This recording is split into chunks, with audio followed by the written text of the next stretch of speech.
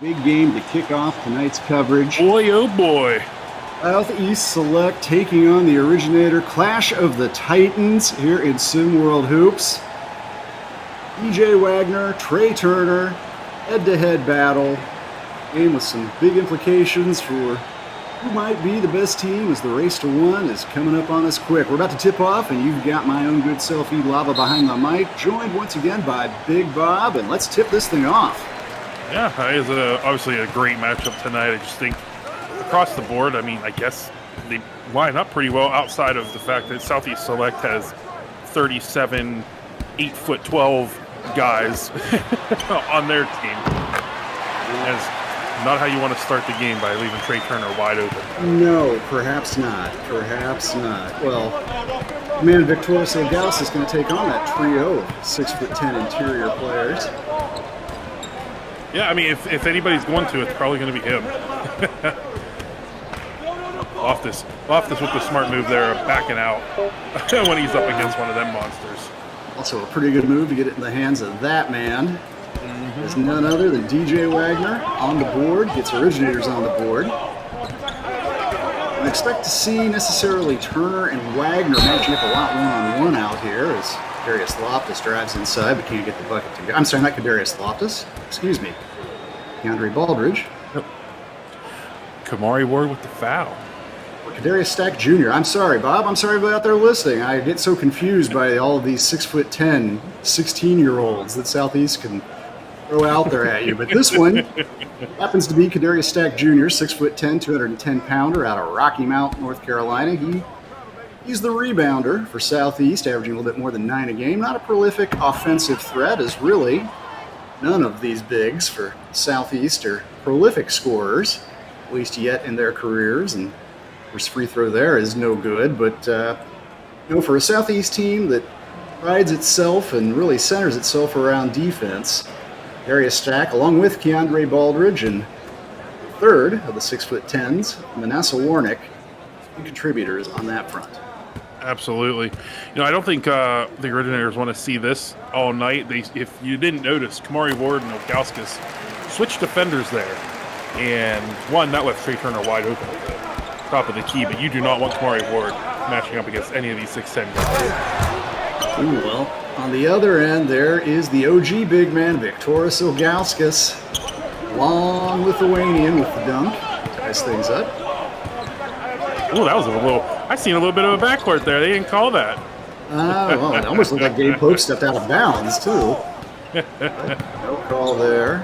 Ooh, sticky defense on Turner. He can't find a shot. Has to give it up. Under 5 now on the shot clock. Ooh, Pope with the three-point pump fake. He's going to have to take this and get it to go, and Ilgauskas clears. I think it was great ball movement by Southeast Select. They just couldn't get it to fall.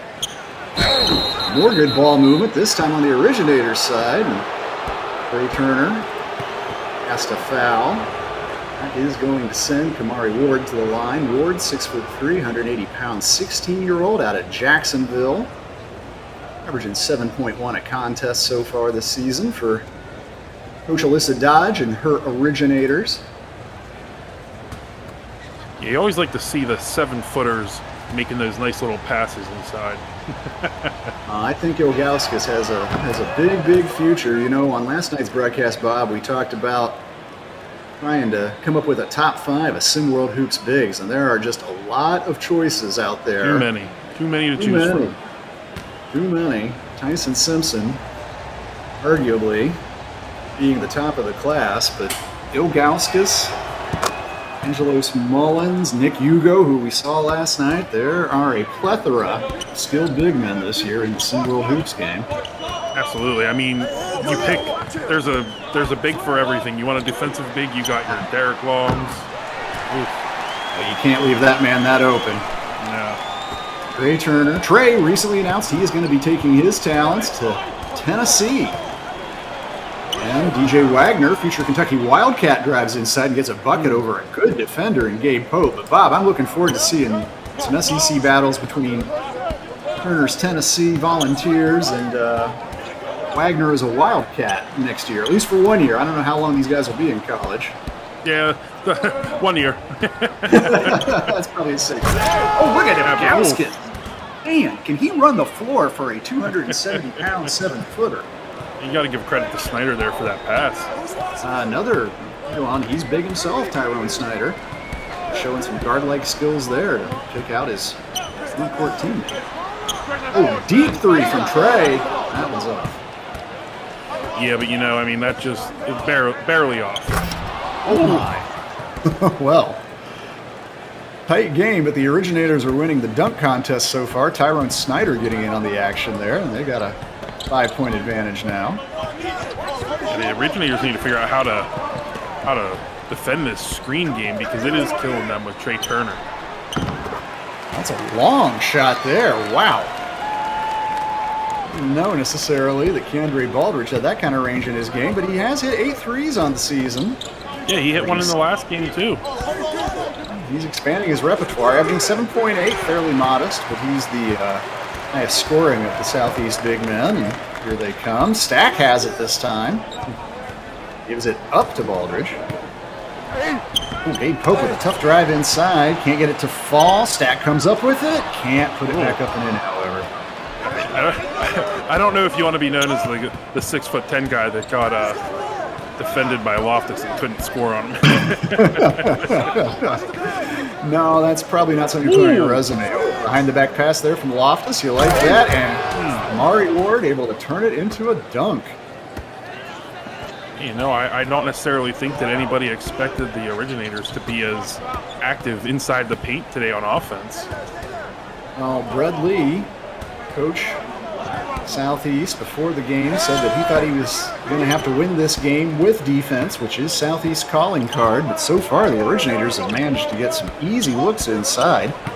Ward, Ilgauskas, and Snyder already have thrown down dunks in this contest. And lucky that they didn't extend the lead there as Jay Wagner misses a short one. Yeah, he did not take advantage of the matchup of Ilgauskas on Gabe Pope. Here's Stack had, oh, look at that. Stack had Wagner on him, but he didn't challenge him. Instead, his pass is picked off. It's not who you want. You wanted Tyrone Snyder to jack that three up, didn't you? It's not who you want out there. Ward has it. Shot clock winding down. Oh, that shot is deflected. Yeah, I just thought it was a bad off shot from Loftus, but no, somebody got a piece of that. Ooh, look at that. It's a very tough shot, but a nice bucket from Shake Travis. He's a SimWorld veteran, played in the game last year. Yeah, those well, you go ahead, E. I was just going to say, this has been a really quick moving first quarter so far. Hardly any stoppages, couple of fouls, but that's it. No subs in the game. No, it's up and down the court. Stack once again has good position inside, but once again he can't finish in spite of having a smaller defender on him. Yeah. Not sure. Wow. Ooh. Work around the double team. Now, granted, Ilgauskas had 2 smaller defenders on him there, but that was still a fairly heady move to split the 2 of them, get an easy layup. And our first real break in the action is Brad Lee calls a timeout for Southeast Select. They find themselves trailing by 5 early on. Yeah, I think we should take a quick break. I need to quench my thirst. Oh, man, me too. I'm going to grab a little beverage. Hey, if you're watching, why don't you too? We got a timeout on the court. We're going to take a quick break, pay some bills, but come right back. 5-point lead for the Originators.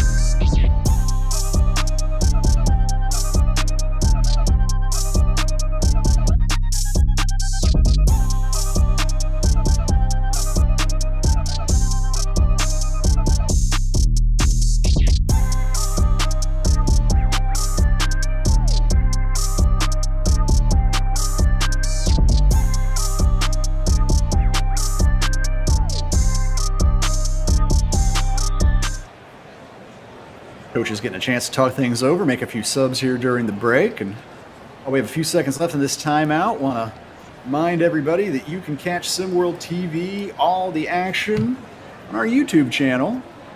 youtube.com/SimWorldTV. And of course, if you miss any of the action, you can come back here, watch all the games. Heck, you can even speed through the dead parts you don't like that way. Just like having it recorded on your DVR. Again, that's youtube.com/SimWorldTV. DVR? TiVo? You got to TiVo it? I had a TiVo. Hey, I liked my TiVo. Had that 30-second skip button. You could just move through commercials like so easy. Oh, advertisers hated it. I think Dish TV got sued for it. Yes, I believe they did. Well, Dish TV, God, I don't even know their story. Showing our age here, E. I guess we are.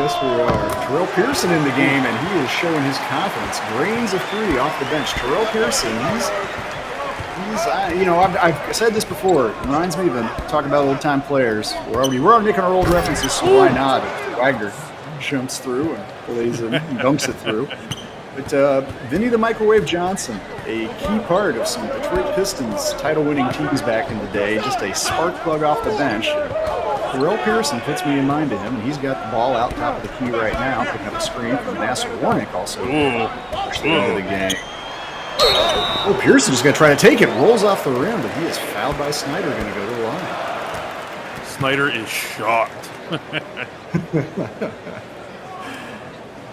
With 1:12 to go here in the opening frame. Pearson, chance to cut the lead down to 2. Terrell Pearson, 6'3" guard out of Starkville, Mississippi, averaging 11.1 points a game. And I don't know if he started this year or last year. I don't know if he started a single game in his 2-season Sim World Hoops career, but definitely caught my eye and other people's eye last season, and this year has really made a difference leading that second squad for Coach Lee's Southeast Select. Yeah, I think he averaged less than, just trying to remember, I know there was a ton of players from last season. I think he averaged less than 5 points a game last season. He definitely was not a focal point of that offense.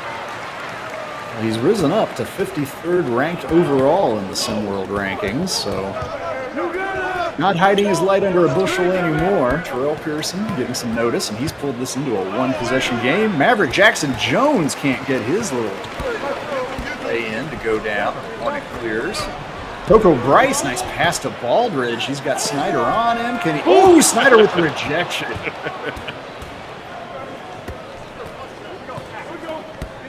Jared Quinney with his multicolored hair also out there in the game. Quinney, speaking of bench spots and starting spots, started this year. Lord. Starter coming off the bench now, and that is Maverick Jackson Jones. Hey, there's another one of those players. He was a SimWorld veteran, played in the game last year, only averaging 2.7 points this year, but definitely an asset to the Originators to have guys like him and Kevin Sullivan able to come in and spell their starters.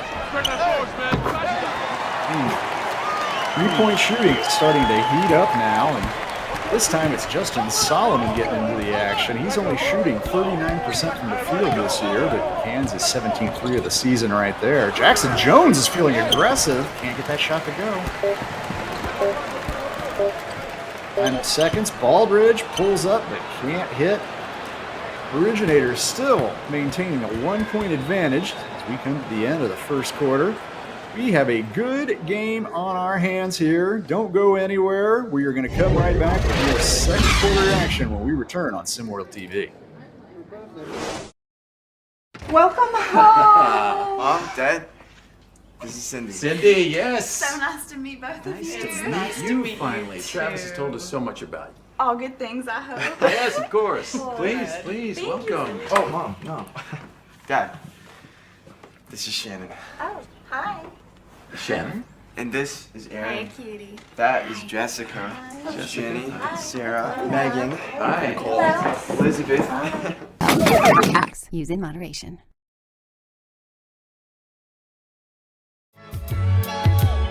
So G-Dep, tell me a little something. Should I record?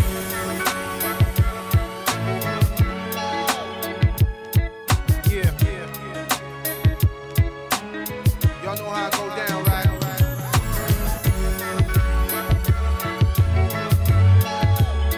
They always want to hold you down.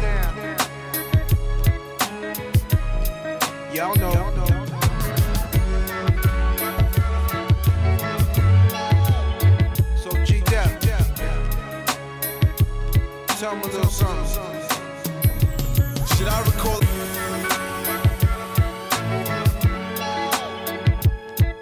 Yeah. Y'all know how I go down, right?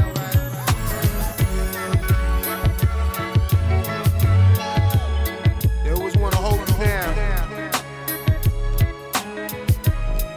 Y'all know.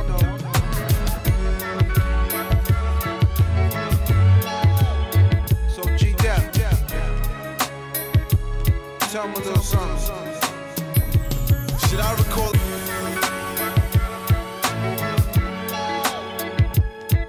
Yeah. Y'all know how I go down, right? 1-point lead for the Originators. They're getting it done inside and outside. DJ Wagner with 6, Victorious Ilgauskas with 6. Southeast, Trey Turner leading the way so far. With Backcourt also with Orient- 6. Also with 6. I always thought the 3 was the magic number, but it's 6 so far early in this contest. Hey, we are on pace here for a 80-point game from both teams. Oh! Ball ends up on the floor and ends up in the hands of Pearson. Oh, yeah, I think he was going to take that up. He had a clean look, couldn't get it. Nice closeout from the defender. Kevin Sullivan came out to get on him there. Sullivan has it. Good position down low, trying to work against Coco Bryce. Oh, that's a 3. That's a 17 in the key. Well, maybe they realized it and just handed it to Southeast. And there's Manasseh Warnick. He's the third leg of that tall tripod. I got to come up with some kind of good nickname for these Southeast Select bigs. Warnick, only averaging 3.4 per contest, but he has some skills. Can't think of anything. I can't think of like any three huge things. Towering trio. Huh. Interesting. Interesting. Well, that's Kevin Sullivan. I mentioned him like Maverick Jackson Jones, like Terrell Pearson, a SimWorld veteran, coming off the bench and making limited contributions, but really efficient, making it count. Solomon gets a shot off. Wow, he's 2 for 2 in the game now. Justin Solomon. Yeah, shooting under 40% coming into this game, but he's hit from deep and now need one from inside the arc. 5 points for him. Be interested to see if Quinny decides to do anything. I don't think he's taken a shot yet. Jared Quinney was much more of a focal point for Alyssa Dodge to start this season, but he has moved a little bit into the background. Certainly has the ability to, and shows it right there. Rattles a 3-home. Originators retake the lead. Well, he is their primary starter at small forward. He is the primary starter, but I think He's multi-talented. He does both those things for them, Bob. I think it could be a defensive matchup that we can see why Kamari Ward is starting tonight. Kamari Ward is technically their best defender, and he's been matched up on Trey Turner all night. Yep. And Turner does have 6 points. His foul there, going to send Southeast back to the line. But, Trey hasn't gotten a ton of shots off the time he's been out there on the court. Jalen West going to head to the line right now. West only averaging 2.5 points per game, the 6'2" guard out of Charlotte. He's really struggled with his shot this season. He's 36% from the field. Ooh. Yeah. Well, Southeast, outside of Trey Turner, to a degree, Keandre Baldridge and Terrell Pearson, just not a prolific offensive squad.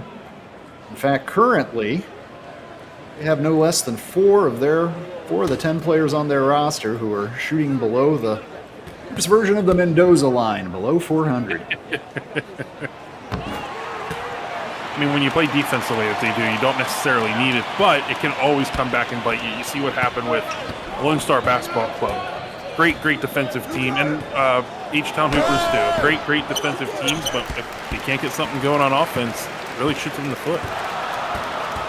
When he couldn't connect there, West has it. Ooh, nice pass from West. I don't know how he found Stack through Quinney right there, but doesn't turn into points. So Ilgauskas is back on the court, and he secures that rebound. when did he come back on the court? He might be big, but I missed You him. didn't notice? Didn't notice. I actually noticed Victorious getting up off the bench to go in the game because he was pumped up by that Jared Quinney 3. He was celebrating as he walked to the scorer's table. Another 3 on the way from the Originators. That time won't go, and Warnick secures the rebound. As Warnick and Stack, the 2 bigs on the court for Southeast at the moment. Pearson's still out there, and he has it right now. A little extended breather for Trey Turner. And DJ Wagner. And DJ. Oh, Good hands for turnover. Winnie. Oh, that was Nice ooh. dish. Nice dish. Winnie. Thought it was a, finding, thought it was. what's that? Go ahead. I was gonna say I thought it was a little too Jace. late. I just wanted to but give Jace Daniel credit for that dunk there. I wanted to call his name out. As you see Kamari Ward set to come back in the game. there you go. You had to shout his name out before he came out. So. DJ Wagner still on the bench. Trey Turner and Gabe Pope, the starting backcourt out there. And Pope, wow. Huh. A little bit of a seeing eye ball to go in off of the backboard there. With Gauskas all over him. Again, Pope, known as a defender, not a scorer, but smooth there. Ooh, that's a tough shot for Yeah, Ward. you don't want them. You don't want to see that. No, you don't. What you want to see is what we got here, though. We got a good game all locked up halfway through the second quarter now. This is what we hoped for. This is what we expected. This team really wanting to win this game and kind of make a statement of intent for the race to win.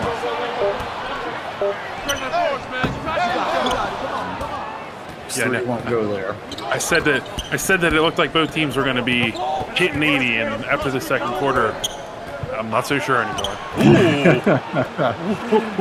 Ooh. Fancy dribbling and footwork from Kamari Ward. Making his most of his appearance in the starting lineup for Coach Dodge's Originators this evening. Absolutely. Oh boy. Whoa. Not what you expect to see from Trey. Well, that's Ward who's kind of giving him fits on the defensive end out there. Wide open Loftus, but that's hard off the back of the rim.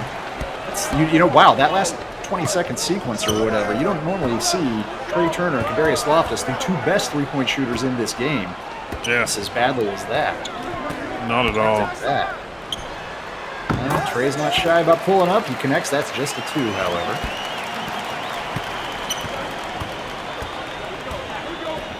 Well, I think I should expect that DJ Wagner better be on the court for the entire second half with as much time as he's sitting right now. Definitely getting an extended rest, which we've seen before. Coach Dodge trusts the depth and talent on her lineup here and doesn't rest solely on the orals. Good of DJ offensive Wagner. rebound. Oh, what a swat by Tyrone Snyder. His shot smashed into that front row. There he chair. is. There's your future NBA star.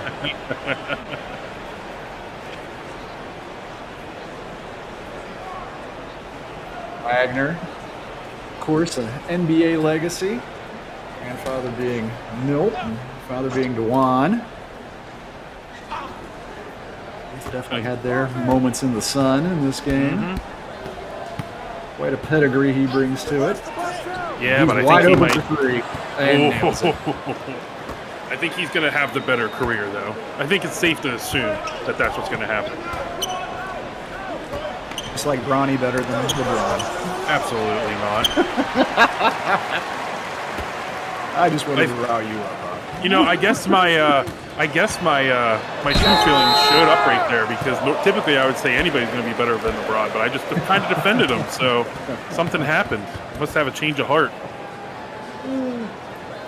In Pope.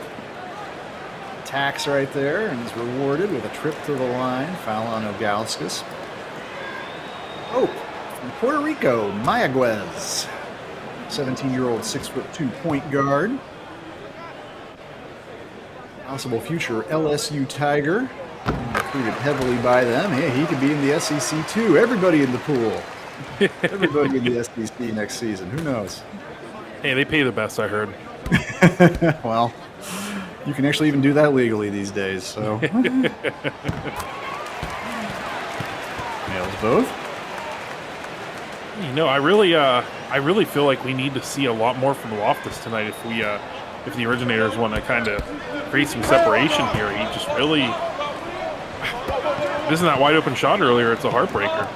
Well, quiet night so far for Loftus. Now he does have Trey Turner on him, as you can see right now. So he just had to give it up there. Gives over to Ward, who can't hit.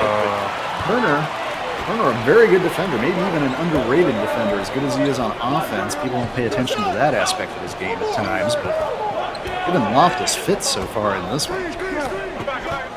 Oh, nice move. Oh, but a great block as well. Ilgauskas, only 16 years old, possibly still growing, Victoris Ilgauskas. Number 8 rebounder in all sim world, pulling down 8.6 per game. I don't know if I believe the whole 16-year-old thing. Kind of like like in baseball. I feel like Lithuania is doing some fishy stuff over there, too. You don't trust the Lithuanian birth certificate? I don't think so. Oh, is that a 3? That is just a 2. Foot on the line. The screens are just killing the Originators. Not getting quite as many clean looks at the bucket, although, oh my lord, look at Kamari Ward get inside. Kamari Ward has really kind of taken a star turn, especially with Darius Loftus so quiet so far in the proceeding. A nice night, maybe a career half to this point for Kamari Ward. He's definitely just 16 years old too. Kamari He Ward. is really athletic. Oh, another block for Ilgauskas. Are we sure that wasn't? I don't know. That ball was up there for a while. Are we sure that wasn't? Oh, stuff on this end. Big Vic making a statement. SimWorld's leader in block shots, and keeps this up. They're gonna have triple double watch in the second half. Another offensive rebound for Stack, but look at that. He once again can't finish. What an off offensive night it's been for Darius Stack Jr.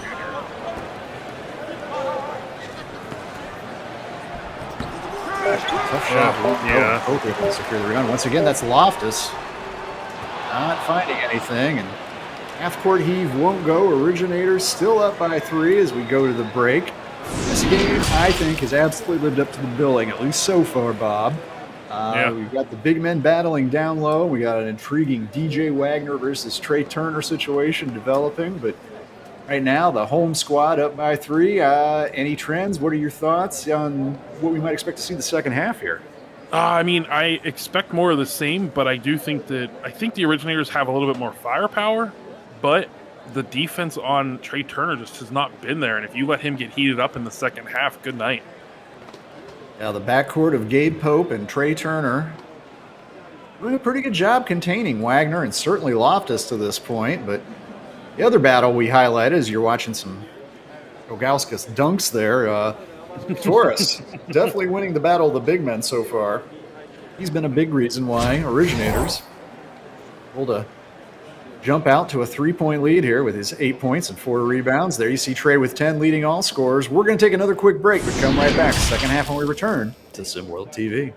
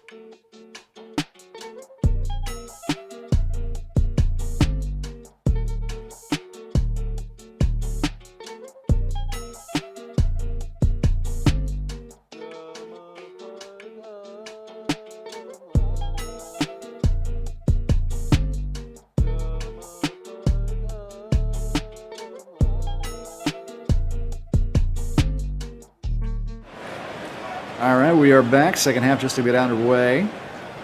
Well, we highlighted some good performances there. Trey Turner, 10 points, leading the way for Southeast. But I mentioned there at the close of that second quarter, it's been a rough offensive night for Darius Stack Jr. He's 0 for 4 and missed 4 point-blank shots. But Gabe Pope, who just played some good defense right there, and that's really what he's known for, locks up TJ Wagner. But he is really struggling on the other end, too. He's only made 1 of 9 field goal attempts so far in this game.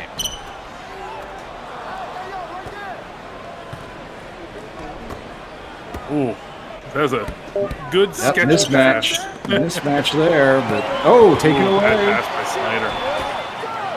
Nice feed ahead. And Gabe Pope's not going to miss that one. He's 2 for 10 now, but pulls Southeast within 1. Statistically, if you didn't look at the score and just looked at the rest of the stats, you'd think Originators might be running away with this. They are way ahead in assists. They are dominating points in the paint, but Southeast 7 of 8 from the free throw stripe in that first half. And 3-point shooting, keeping them in this, and the defense as well. That is a second straight steal for Shake Travis. Can't finish it, but nice start to the second half for Shake Travis. 6'7" wing out of Nashville. May actually end up joining Trey Turner, being heavily recruited. End up in Knoxville with the Sea Volunteers. Georgia and Memphis also in the game for Shake's services. And he's another one, only averaging 3 points and 3 rebounds per contest. But with what he brings on the defensive end, for this Southeast team, just upperclassmen leadership, harder to quantify. Yeah, I mean, there's always room on a team for someone who's just known for defense. Always going to be. Actually, I don't know. I say that, but I don't know. And the way that offense is played nowadays, I guess, is it? No, if you can't play defense, it still counts, and people still argue about it.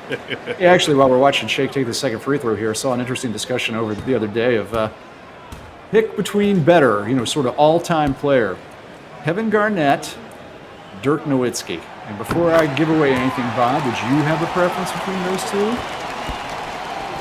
Oh. You had to add one to your all-time team. You can only add one? On my all-time team, I think that's easy for me. I would go with Duncan. No, but if you have to pick between Garnett I'm sorry. and Dirk. I don't know why. In my mind, Yeah, I'd take Tim Duncan too. So what? I don't know why in my mind I'm just like, I'm just gonna go with Duncan. That sounds great. It's like what is that? The Kessel Run solution or something like that? What did Captain Kirk do? I forget. He beat the game anyway. He needed to get around it. Oh, Stack is now 0 for 5, 0 for 6. Jeez. But to answer your question, yes. So because of physicality, I would go with Garnett. I would go with Garnett as well, but my reasoning is defense.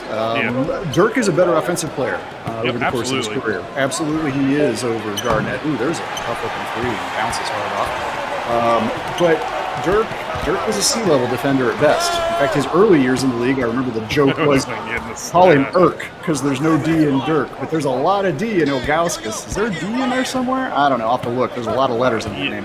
Him being ooh. Well, DJ Wagner does things like that. I agree. Just to go back to the Garnett thing, I would go with Garnett. I love Dirk, great player. If you're going for offense, absolutely. But that's for me. It's like you want Garnett's and Rodman's on your team. Yep. Ooh, nice little lay-in by Pope. He's getting a little bit more efficient here in the second half. But yeah, I would say Dirk was a A to A+ level on the offense and C- D+ on the defensive end, and I would give Garnett A- offense, A- defense. Oh, there he I'd is. pick that combination. I would also take DJ Wagner personally. That was Loftus with that three. Oh, that was Kadarius Loftus. Oh, well, thanks Loftus. for correcting me there on that. Well, I'm glad you shouted that out, actually, because we need to highlight him coming back into the game. He and Gabe Pope both heating up here a little bit. Timeout called. 2-point margin in this one. While we got a little bit of time here while the coaches talk it over, want to let you know if you want to join The SimWorld team, we have openings. We are looking for basketball fanatics, basketball heads to join our team, to join the sports media squad. You could be part of it all, like me and Big Bob. We got our own show we do. What time does that come out every weekend, Bob? Oh, man, Sundays at 3 o'clock Eastern Sundays time. at 3 o'clock Eastern time. That is correct. But hey, we also need analysts, writers. We need some basketball junkies. That's what we need. Yeah. People with the basketball Jones out there. It's Yeah. a classic song. Look that up, kids. But yes, come to our Discord. Find us there. That's where you'll get all the info. What's that Be part Discord? of the team. Yeah, go ahead, Bob. What's that Discord channel? You want me to tell the people? They should I know, think but so. I'll tell I them. think I'll you tell should. them. I'll tell them. Discord.gg/SimWorldNBA. You don't know that by now. Come on, get in the game. Quinny, Ooh. back in the game. The originators, and sounds like you got a little bit of news there to share with the folks, Bob.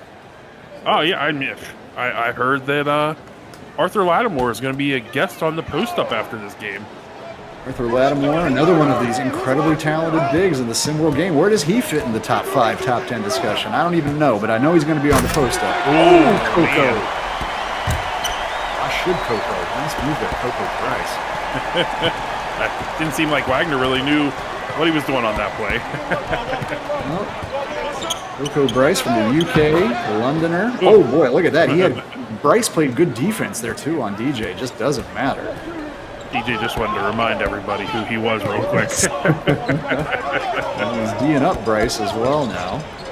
Hey, he D'd him up on that last play, and it did not work. Ooh! Well, little tide shifter here perhaps. Pull up for DJ, gets it to go. Boy, Goodness. Didn't he have like that fire indicator burning over him right now or something like that? He is working it right now. Then again, Coco Bryce, not impressed. Can't get his shot. He's a little bit short there, however. Back in the hands of Wagner. Oh, yeah, and goodness. Manasseh Oh. Warnick can't stay with him. But can he block that shot? Oh, fouled him in the process. Good effort from Warnick, who I think he knew he was in trouble with that switch. Yeah. Didn't exactly know what to do with it there, and ended up just hacking DJ, who, of course, is a fantastic free throw shooter. DJ Wagner, averaging 20.6 points per game on the season. Only the number 3 scorer in SimWorld. In fact, he's behind none other than Trey Turner, averaging 20.5 a game. We got the number 2 and number 3 scoring players in SimWorld. And you see Terrell Pearson set to come back in. Trey's going to get a rest. Yeah, but that's one thing that I always give DJ credit for is it does seem like, again, I've said it before, he takes a back seat to his teammates sometimes. If he sees one of them cooking, no, not at all. And until he needs to. Mm-hmm. Fair point. Second free throws up and good. 6-point margin now for the Originators. This might be their biggest lead of the game. They led by 5 early on. Yeah, but you know what? That's 2 Trey Turner shots. Well, Trey's gone to the bench. They're going to have to find it from somewhere else. Maybe Terrell Pearson. Ooh, came out and doing a little pressing Wagner. Pearson is. Ooh, Quinny was open for a 3 there. Yeah, I don't know why he didn't take it. Yeah, he didn't even really consider it, to be honest. Got Ilgauskas out there for a 3. Way deep. Well, got in the hands of Loftus. He's going to have to just jack something up here. Gets it to go. Jeez. More efficient half for sure from Kadarius Loftus. 6-point lead restored. To be fair, I don't think it could have gotten any worse. True. Now here's Pearson with the ball. Oh, cutting inside, but has his shot rejected. Ends up in the hands of Bryce, however. Second chance opportunity. Warnick has it. Does he know the shot clock's winding out yet? Oh, he drew iron too, but couldn't get it to go down. The defensive presence on the inside for the Originators can just be overwhelming at times. I think that's been the difference in the game so far. That's yeah. You can't give DJ a free throw line jumper like that with nobody within 5 feet of him. COVID regulations are done. You can be within 6 feet of DJ Wagner.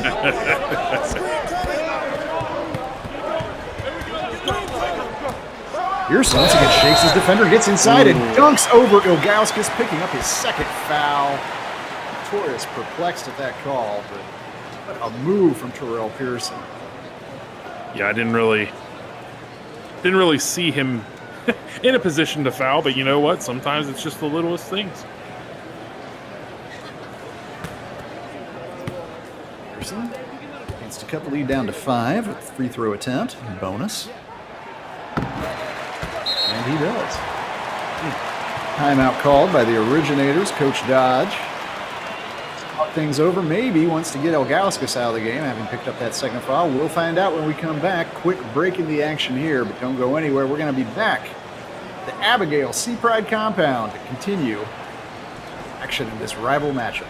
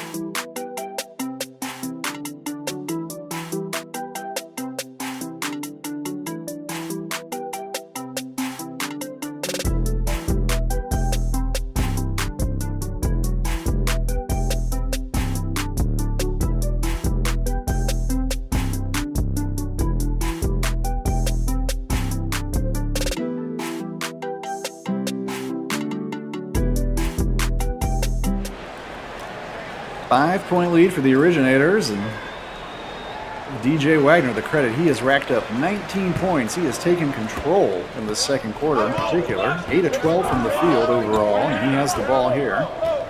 And I think we're trying to guard him. I think we should point out that he sat out. Did he sit out the entire second quarter?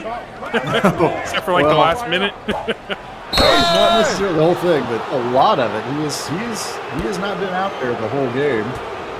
That looked like Southeast fans here in attendance tonight did not like that call. Nonetheless, Keandre Baldridge picks up the foul, and that is going to send Jared Quinney to the line. Quinney's from Fitchburg, Massachusetts. Not too far from where we're playing hoops here tonight in Boston. Oh, you know Fitchburg? No, not at all. Just wanted to be excited for them for a second. Fair enough. Fair enough. I think the only thing anybody knows about them is that Jared Quinney is from there. Quinney averaging 10.9 points per game, and as I mentioned, of late been doing it off the bench. Heavily recruited by Boston College, North Carolina, and St. John's all in the mix for Quinney's services. My wife went to Boston College for law school. Yeah. I don't think she went to a lot of basketball games, but I'll have to ask her. Warnick ends up with it after it was tipped around there. Into the hands of Terrell, who's going to try a three and can't get it to go. And in and out. Minute 30 to go here in the third quarter. I feel like this is a little bit of a danger zone for Southeast, particularly if that man continues to bury shots and he shows no signs of stopping anytime soon. 9-point advantage. I can't tell. Is that Jesus Christ out there? I can't tell. Jesus Christ Superstar, maybe. I can tell you this, people in Lexington, Kentucky are salivating. Any Wildcat fans out there watching this game right now, can't wait to add DJ to the fold, and understandable. Under a minute to go now in the quarter. Loftus has it, trying to work on Bryce. Loftus has definitely been better in the second half. It's still been a relatively quiet Aim for him, and hey, a rare miss from DJ. Maybe an opportunity here for Southeast. Get a bucket and a little momentum, get back in this thing. Ray Turner still on the bench, but look at Terrell. Yeah, this is interesting. We did have a timeout, and he did not come back in. It's interesting. Well, DJ got that extended rest in that second quarter, and Trey getting a little bit of one here. Saving for the goodness. fourth quarter run. Yeah, that was a nice move, but look at this. It's not going to go. Hang up on the rim, and I think Baldridge tipped it first, and then it ended up in Bryce's hands. Justin Solomon going to try a goofy-looking shot good. there. Good transition defense. Off this. Good. I think that's just a two. That is It just was. a two. Pretty sure he got super kicked in the chest at the same time. Ooh, man, three-quarter court heave. That thing was on target, but just wouldn't go down. Originators mostly on target in this second half so far. They have broken out to a 7-point lead. Good battle we still got going here, and 8 minutes to decide this Clash of the Titans in SimWorld Hoops on SimWorld TV.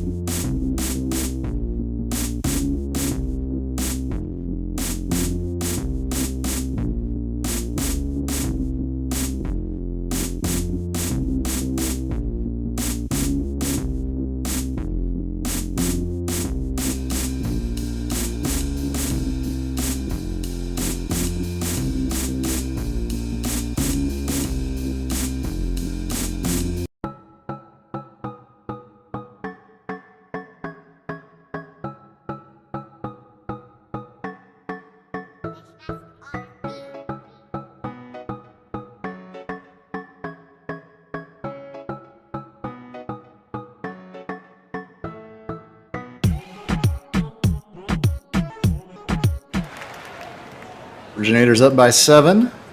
Southeast getting the ball. Trey Turner still on the bench for Southeast. A little bit surprising. That's how Coach Brad Lee is going to start this fourth quarter. And I mean, it's crunch time. It's time for some action, like Method Red once taught me. Well, you know, I mean, maybe he's hurt. You never know. This happened to Lake Darius Outlaw at the end of last season, supposedly. No. There was a little bit of talk about that LDO injury last season, how real it was or not, or LDO just wasn't very happy with his circumstances at the time. Well, I tell you what, he's been healthy all this season. Oh, absolutely. East Darius Outlaw, West Coast Ballers, is a Player of the Year candidate finalist for sure. Absolutely. Yeah, he's playing the way that I had expected him to play last season with the way he started, but I still am surprised that he made the jump, but happy for him at the same time. Earl Pearson looking to chip into this lead a little bit more here at the line, and really, free throw stripe is what's kept Southeast within striking distance here. They have lived at the line. Unfortunate not to get that one to go, however. Interesting. Break So there, and Snyder's just going to say, interesting. You talked about Turner not being on the court. Wagner's not on the court either. Well, maybe the OGs feel like they can save him for a second. That's Coach Dodge's plan. Well, Gauskas is going to foul out of this game if he keeps it up. Well, that's 4 now for the big man. Dodge arguing that call there a little bit with the ref, as you can see. But, behind Ilgauskas, Tyrone Snyder, who normally starts with Ilgauskas as a front court, kind of playing a 4, power forward, 6'8", 230. But this is not a huge team. Beyond that, Kevin Sullivan can come off the bench, and he's a load at 6'7", 250. But Torres, kind of irreplaceable, kind of unique on this Originators squad. And if he picks up another foul, it's going to be a really tricky situation Coach Dodge to manage here in the final 7.5 minutes. Yeah, I don't know what changes that Coach Lee made, but he's got to keep doing it. To get Ilgauskas out of the game, that's your best chance right now. As I mentioned, living at the line, Southeast. And this time, Pearson gets both to go, and the lead is down to 6. I'm sure they probably watched James Harden mixtapes on how to get to the line. Loftus wormed his way inside, but couldn't get his little pull-up to go down. Ooh, and Pearson thinks he can get beyond him. He can, but he couldn't get beyond Quinney. I like the aggressive play from Terrell Pearson. He's been drawing those fouls on Ilgauskas. He's been getting his buckets. And there is the man himself, Trey Turner, set to re-enter the game. Pearson coming out. Turner in, but Wagner's still out. Wagner's still sitting right now. Snyder needs to keep those blocks up, though. Gray has it. If he pulled off. Oh, boy.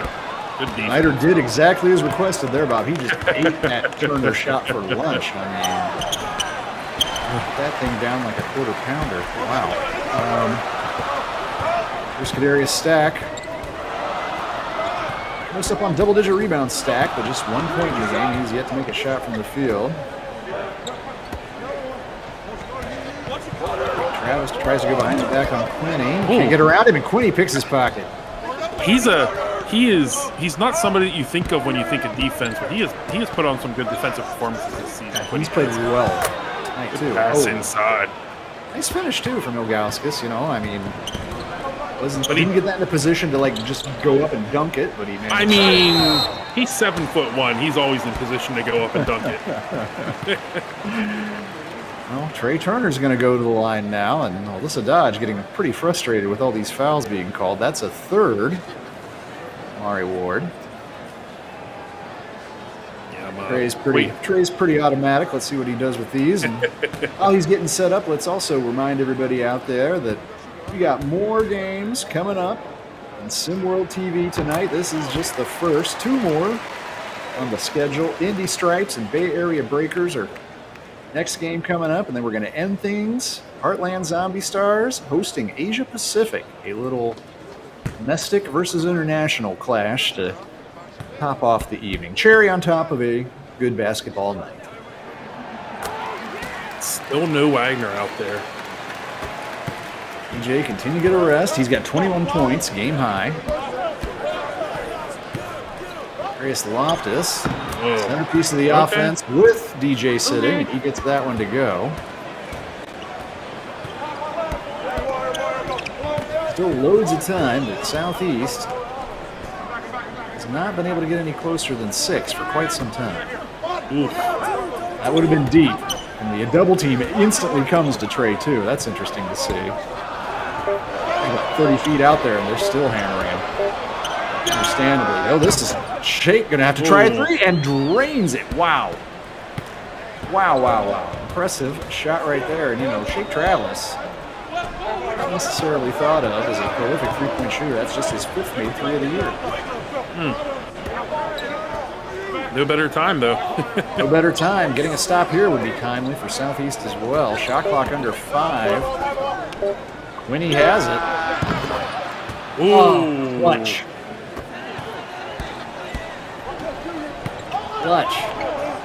Jared Quinney. It's heartening for Southeast when they just got a little bit of momentum. That's a tough shot from Gabe Pope. Can't get it, but gets his own rebound. Gives it to Stack. Can't get the shot to fall.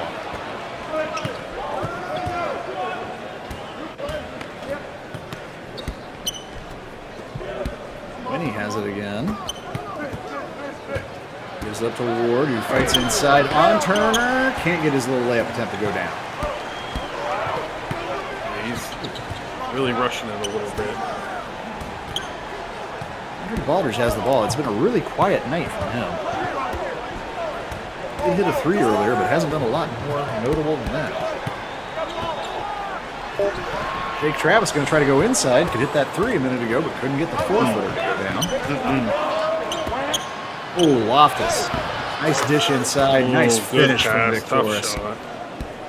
10-point margin as we are now halfway through the fourth quarter. DJ Wagner just enjoying the show on the bench, and why not? His teammates. Like, we got this. You got us this lead. I will say he doesn't look happy. Have a little break, superstar. Good defense from Loftus. Loftus has put on a decent defensive game tonight, especially against the bigs. Yeah. He's been forced to on occasion. That's right. Just has it now. Gets away from Pope. Gives it up to Ward. Gotta go with that mismatch down low. Oh, yeah. Pope cannot stick with Victoris and has to foul him. That's a good foul from Pope right there. You ready? The magic number. No, it is coming. It is coming. Here is a two chances. Two chances. Siege, if you're watching. Moment to shine. Taurus Ilgauskas averaging 9 points and 8.6 rebounds. I already mentioned he was the leading block man in SimWorld so far this season as DJ roams back out on the court, and if being down 11, possibly 12 points wasn't problem enough for Southeast Select, now you have to deal with the fact bad man's back on the court. You know, it gets to the point, though, where what's the point of bringing him back out if things were going so well with him on the bench? Not saying that he's not a good player, obviously. But, like, things are just going so well. Like, why mess that flow up? Joe's on Pope right now. Southeast trying to free Trey up, but it's so hard to get him a look. There, it's a 3 and nails it. Need more of that. 4 more, 3 more. I get that. Well, 3 more? Well, probably more than 3. Oh, maybe. Pick the defense up. Good recovery. Ward couldn't get that 3 to go down. Could have been the dagger, but... Yeah, that felt like that would have been warm up the buses. But game's still alive. We are under 3 minutes. Trey for 3! Gets it to go. Big 3 from game. Trey. Well, let's see if Southeast can get a stop here. I feel like this possession could be big for them as they try to get back in this game. DJ's going to try from 3 now. He said not tonight. His night, 24 points. Below the scoring average now. DJ Wagner. I just think he's only going to play about half the game, E. I know. No. Trey tried to get that little running jumper to go. Wouldn't go down. Oh, thought Snyder was going to pull up. Well, Tyrone Snyder hasn't hit a 3 yet this season. I don't know if that would have been the best time to do it. Coach Dodge might have been a little irate right there. Ooh, Ward, I think he should have attacked. Instead, he gave it up and turned it into 3 points instead. 12-point margin restored with only 1:48 to go. And the lights are getting dim. Southeast Select. Ooh, nice little step through by Trey, but he couldn't get the shot to go. Still like to see that 80. Let's see the 80. Well, actually, what we've got on this possession, at least, we do have Trey Turner defending DJ Wagner. We haven't seen a one-on-one matchup with them too often tonight, so entertaining to see that at least on that possession. Time running out. DJ. Oh! Hey! Kadarius Stack made a field goal, folks. Cut the lead to 10. Pretty pumped up about it, too. A little bit late, though. There's only a minute and 10 seconds left to erase a 10-point deficit. And was there a point for Coach Dodge to call that timeout? I don't think so. I'm not sure. I'm not to let sure. Southeast Select sit on it a little bit? I think it's kind of rude. Well, Bob, I understand something big's coming up this weekend. You want to tell the people about what we got on tap? I mean, always big. I'm big. we're going to be on the weekend on Sunday. Is that what you're talking about? No, that's not what I'm talking about. Oh, Saturday, you're talking about the showcase. That's what I'm talking about. Yeah. The showcase. I think Showcase voting's showdown. still alive. Voting's still alive. If you haven't voted, I think, let's just be honest, you're a loser. If you haven't voted yet, you're a loser. You should be ashamed of yourself. Go out there and pick the 10 best players on each coast. Each coast. That's pretty much how we have it lined up. I feel like it's kind of East Coast, West Coast type of thing. Where and how might you do that, Bob? Down the middle, left and right. But real quick, we got player of the game. Who do you think? I don't know. I think it's kind of difficult to decide tonight. Yeah, I think we got another pretty obvious one on our hands, Bob. No argument about it. We had no argument. The game we called last night, it was all about Nick Hugo. And tonight, all about that man, Jay Wagner. Not about that man. That was Kamari Ward. But I agree. It is about DJ Wagner. That man, the man, DJ Wagner. The man. The man. Although, hey, you know what? I'm glad that we got a chance to talk about Kamari Ward in this discussion too, because Ward, along with Victorious Ilgauskas, I think, really did set a tone. I think they both came out. They played within their roles. Victorious has caused the big men for Southeast fits all night. Kamari Ward started this evening to disrupt Trey Turner, and I think he pretty well did that. I mean, Trey's going to have 16, 18 points at the end of this, but not a big night for Trey. Ooh, he put him on skates. Now, him on skates there, and he's padding his stat total, but I don't know. Maybe Coach Lee should have given Trey the green light earlier, because I just don't think there's enough sand left in the hourglass for Southeast to get back in this one, particularly for no reason. For no reason at all. Pulling up for 3. Because he can. 27 points. He can. 27. Trey Stack, 2 for 2 in the last 30 seconds, but too little, too late. Too little, too late, 2 for 2. I see what you did there. Oh, I can get numerologically alliterative if I want to on occasion. Say alliterative? Alliterative. Although when I do it, it's alliterative. Final ticks. DJ's just going to dribble this thing out. I want to remind everybody once again, don't go anywhere. We have the post-up coming up next, and really don't go anywhere because Arthur Lattimore is on the show. Top 5 big. Really interesting. Hey, he's definitely top 10. I mean, he's top 5. I'm not getting into that. They can talk about that on the post-up. But after that game, or after the post-up, we got another game coming up. We got 3, actually, altogether on the calendar tonight. But Indy Stripes and Barrier Breakers will be our next one coming up after we do the post-up. So for my own good self, E-Lava, for my broadcasting partner in crime, Big Bob, and Roniel and everybody behind the scenes here at SimWorld, thank you for being with us. And don't touch that dial. The post-up with Arthur Lattimore, the big man, coming up next.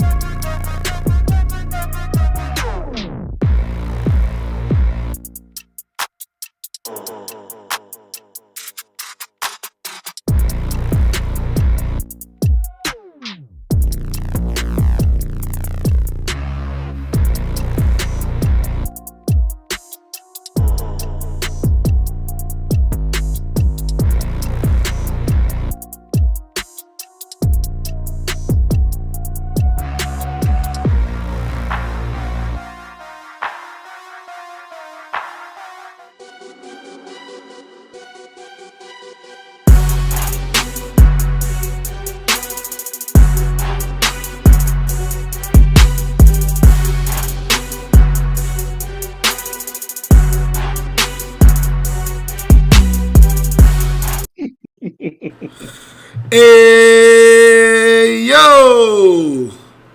Alright. There we go. Rick, what's up, man? It's good to have you here, my brother.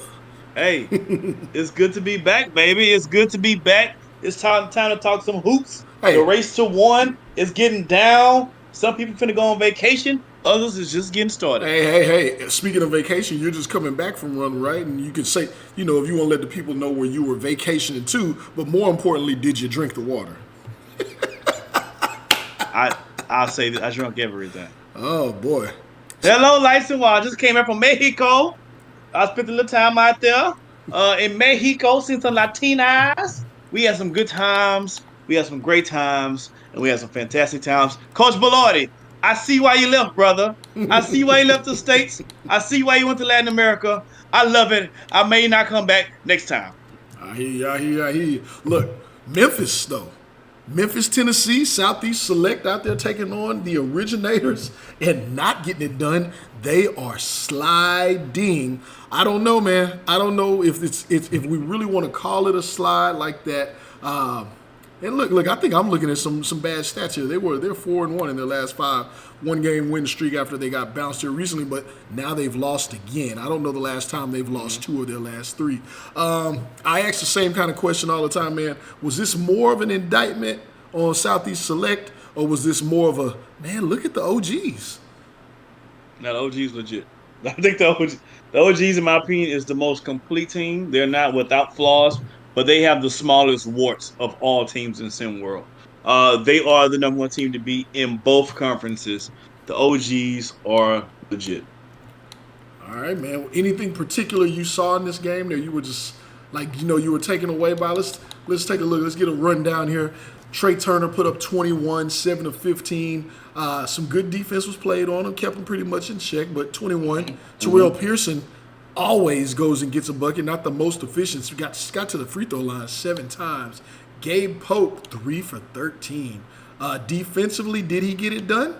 DJ Wagner put up 27 on 11 of 17. Yeah, you're not stopping. Again, when you got great players like DJ Wagner, you're never stopping them. You just want to make their jobs to be really tough. You want them to shoot less than 0.5%. Now, obviously, that didn't happen tonight. DJ was 11 for 16. He got what he want. 3 from 4 from three-point line, 27 points. So a tough night for Southeast Select all around. But you know what? It wasn't terrible. They didn't play terrible as a team. I think OGs are just that. They're just showing, hey, the cream always rises to the top, brother. That's just the way it works. I think OGs are just showing they're that one little notch up above Southeast Select. And so Southeast Select now have to look themselves in the mirror and see what can we do to get better. So next time we see OGs again, because OGs going to be there, we prepared and try to get a victory. Man, I want to talk about something on this squad real quick. We talk OGs, we say DJ Wagner. And then everybody wanted to hop on the Kadarius Loftus train. He put up the season high in SimWorld 43 big-time buckets, and people went bananas. Oh, is it DJ's team? Or is it Kadarius Loftus? Oh, my God, he should get 1,000 million bajillion touches. But look, man. And then they hopped on the train here of Victorious Ilgauskas, right? This guy here, he gets, 6, 7, 8 blocks a game. But Victorious Ilgauskas, steady as he goes, 14.6 boards, 4 assists, 5 blocks, 6 for 6 from the field. And more importantly, he's agile on his feet, man. Have you seen a big guy that moves like that? And before you answer that one, Kamari Ward, only 10 points. It's high school, guys. It's only 10 points. But the way he moves, oh, man, if he stays on this squad for next season, that's scary. They have some players, is what I'm saying. Yes, they're deep. What I think what separates Originators from a lot of teams, they check all 3 components that I think every winning team needs to have. 1, do you have a go-to guy? Yes, they have that in DJ Wagner. 2, can you lock up and play defense when you need to get a stop? Yes, they can do that, especially with Ilgauskas in the middle. And 3, can you get help from the others when they step up when they need to step up? Do you have and the answer is yes. Most teams lack that 3rd component, getting consistent help from the others. They can go to Kamari Ward. They can go to Ilgauskas. They can go to drawing a blank. They can go to what's the other fellow you were just saying? Kadarius Loftus. But Kadarius Loftus, right? He scored 43. So they got other guys who can get you 10 or maybe more buckets of points in the game when they need it. And that's what they got. Quinny. They got guys that can get the job done. So that's what you need. That 3rd component. First, you need to have ability a shutdown player, one person that can get a bucket when we need it. Yes. 2, you need to have a team that can get a stop on defense when you need it. Yes, they can get multiple stops. And 3, you need a team that have the others that can get going when you need them to step up. And they have all 3 components. They are a complete team. Hey, they go get it. They go get it. Before we go into some other game finals here for the night, people check into the stream. They check out. They don't know Rick Blaze coming with the hot takes. They don't know who the guests are that we're going to show them. We're going to have Big Arthur, King Arthur in the building for our second post of the night. They don't know we're doing stuff like giving away $10,000 right now. So whoever's missing this, y'all missing out. 10,000, y'all miss out on 10K. Hey, straight up, things like that are coming, and you guys will miss out. I see y'all out there trying to check in and then check the hell out. Y'all ain't slick, man. I catch everything. I catch it. Hey, man, the Yacht Club headed in the Middle East. What did you expect to happen from Middle East, who has only won 1 in their last 476 games? I tell you, I expect the Middle East to be Middle East. Hey, there's a lot of peace in the Middle East these days, baby, on the court, because they laying it down for everybody that steps in on the court around there, baby. They don't want no problems. They don't want no issues. They're on the DARE program. They keeping all shooters out of the courts out there in the Middle East, and they lost handily to the Yacht Club. Yacht Club needed this win, by the way. 74-48, TYC put it on them like a Day 26 song. Dominic Bianco, 14 points. 5 boards, 4 assists. Really, there's nothing really stood out here other than everybody on the Yacht Club getting on the board. DeMarco Graham, 10 points, 11 boards. Tyshawn Eason. I mean, everybody scored for the entire team. I think I'm on the box score for 2 points, my damn self. You got 2? You look at the bottom. Hell, they got me enough for 2. I had 3.5. I don't know how that happened, but I mean, they beat them down, man. I'll say this about Middle East. Middle East is going to be okay. They're not. I'm not going to, a lot of people dog them out and say they're not a talented team. They have some very skilled guys on that team. Have you heard of, does the name Multigis Morbauskas ring a bell? Kid out of, hopefully I'm saying this right, Kwana, Lithuania. Have you seen him? Good luck with those names, bro. Whatever. Whatever. I'm showing him respect. There's appreciation here. But have you seen this kid's game? Nah, that dude MB is nice. That's what I'm talking. I just gave him a nickname. MB. Nah, he's really, really nice. Freak athlete. He's one of those teams that unfortunately hasn't been on the winning side of things, so he don't get a lot of TV time. But we've seen him the last few times. I saw him against Africa. He looked really good. And he's nice. The Abdul Rahim guy is good. MB is good, but that's why I draw the line after that. You draw the line. Well, these are the names you're saying. There's a lot of talent out there. I'll just say that they do have a young guy by the name of Ghassan Al Azmi, extremely talented. Was it you or was it me? Was what you? Oh, I thought you said it was me. You asked me, or they asked you? Man, what are you talking about? You see, hey, who was asked? Just so you. Were you asking me? I thought you just said something. You see what happens when people take a trip down low. Surely this is some sort of tequila premium label that this man is.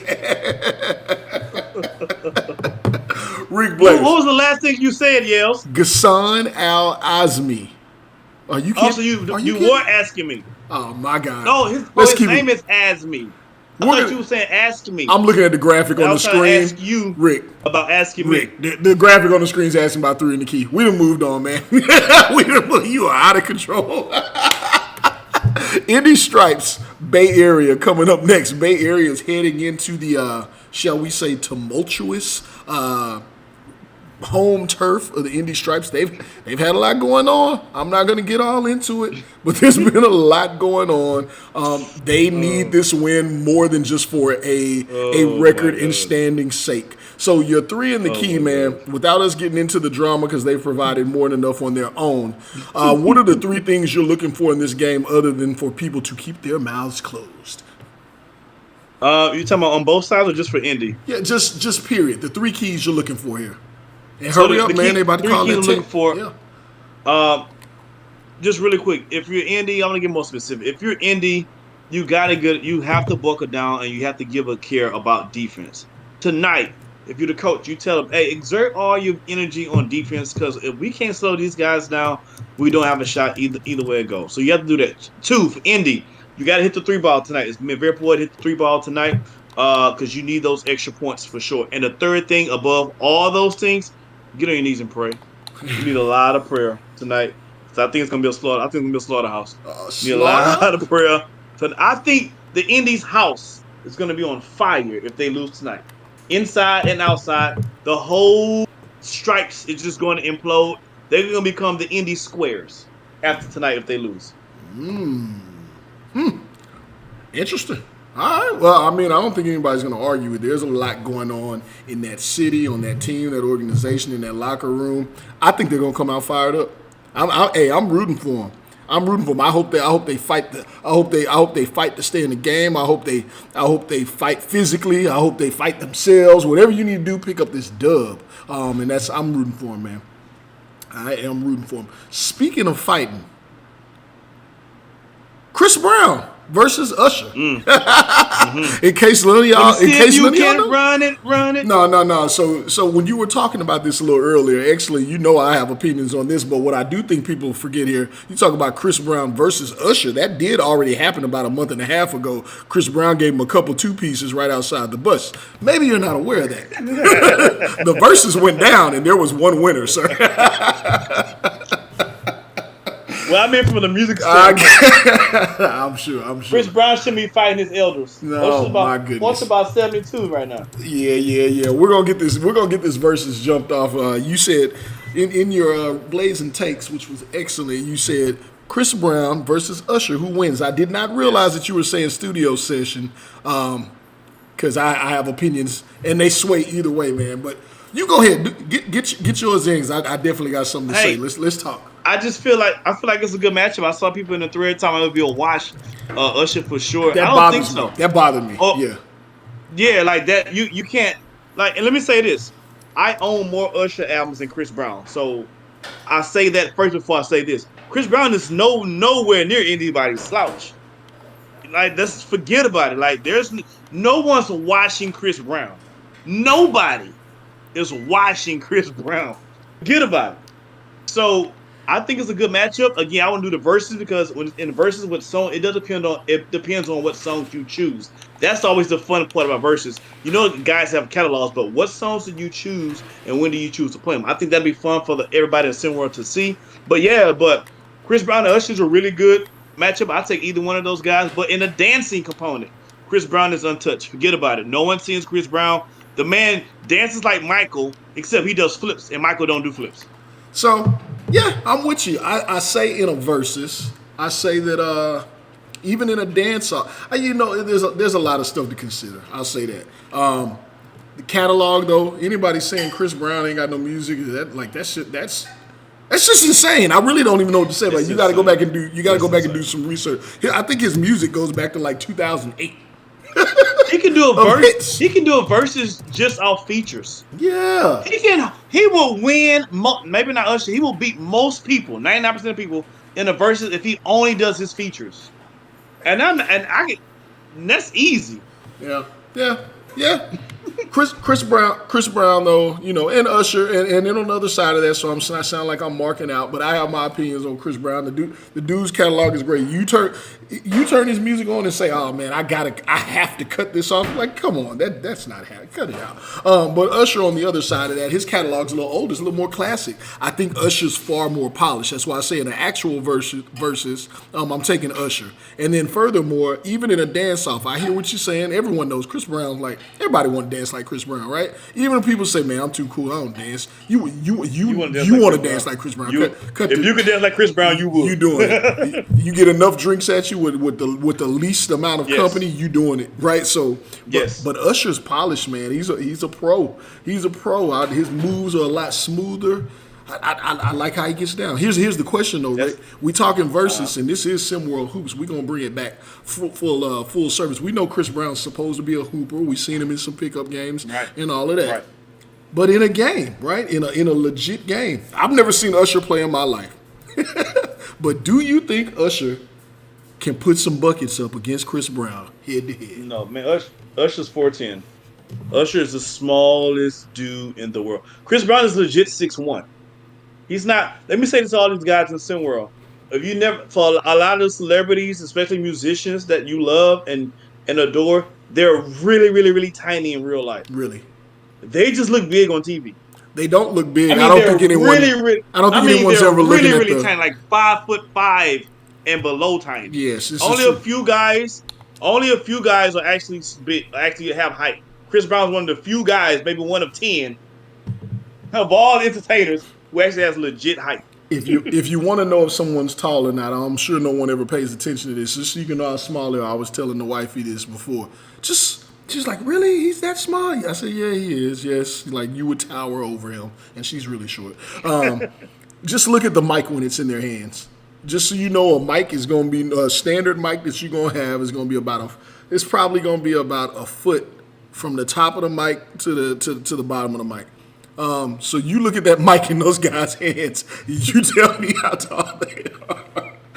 Oh, you'll be amazed. So, all right, Rick, man, we got a big matchup coming up. Bay Area Breakers, Indy Stripes. Quickly, yeah. Who you picking? Shit, Bay Area about 20. Oh, the FCC's coming for us. My God. Big Trey Hyman, we're looking for it. We got Bernard James and Barkley James. I'm not leaving anyone out here because I don't want the smoke at all. Bay Area's got a plethora of teams. We got a great matchup coming for you. Stay tuned after this great matchup because we have another post-up coming your way. We got King Arthur Lattimore from the Cascadia is going to be on with us. We're going to talk a little similar hoops with him, so keep it tuned. We're for those tuning back in, we're giving away another $10,000 on the next post-up. Keep it locked. Appreciate you guys.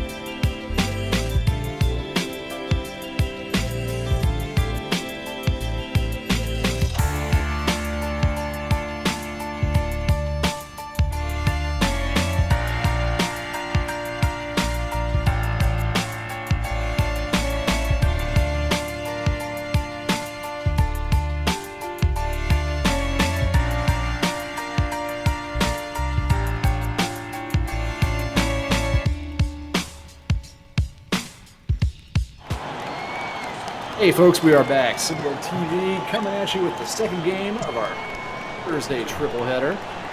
Intriguing matchup, I would say here. We just had a Clash of the Titans in our first one. Not quite the same mix here, but Indy Stripes, a little bit of turmoil. 10-14 on the season, hosting the first place team in the Legend Conference, Bay Area Breakers, 17-7, looking to get an 18th win and do it on the road here in Indy tonight. As we tip off, you've got my own good self, E-Lava, behind the mic, and joining me, Siege behind the microphone. Siege, good to work with you as always. Excited to be here. Great call, by the way, on that Originator Southeast game. What a fun game to watch. Wasn't quite as tight towards the end as maybe we wanted, but it was a great game between two Titans for sure. I think we got a good one coming in this one. There's a lot of storylines to watch. As we all know, Indy Stripes recently, they blew up publicly and in the locker rooms, according to reports. First thing you'll notice is Barkley James is not on the floor to start the game. So we're just going to kind of see where they go from all of that. Oh, it's an interesting starting lineup Indy's going with. Ooh, drive there, but defended well by Bay Area. And here comes Caden Ship, number 8, the veteran leader of Bay Area. For Indy out there, Robert McGee inserted into the starting lineup tonight.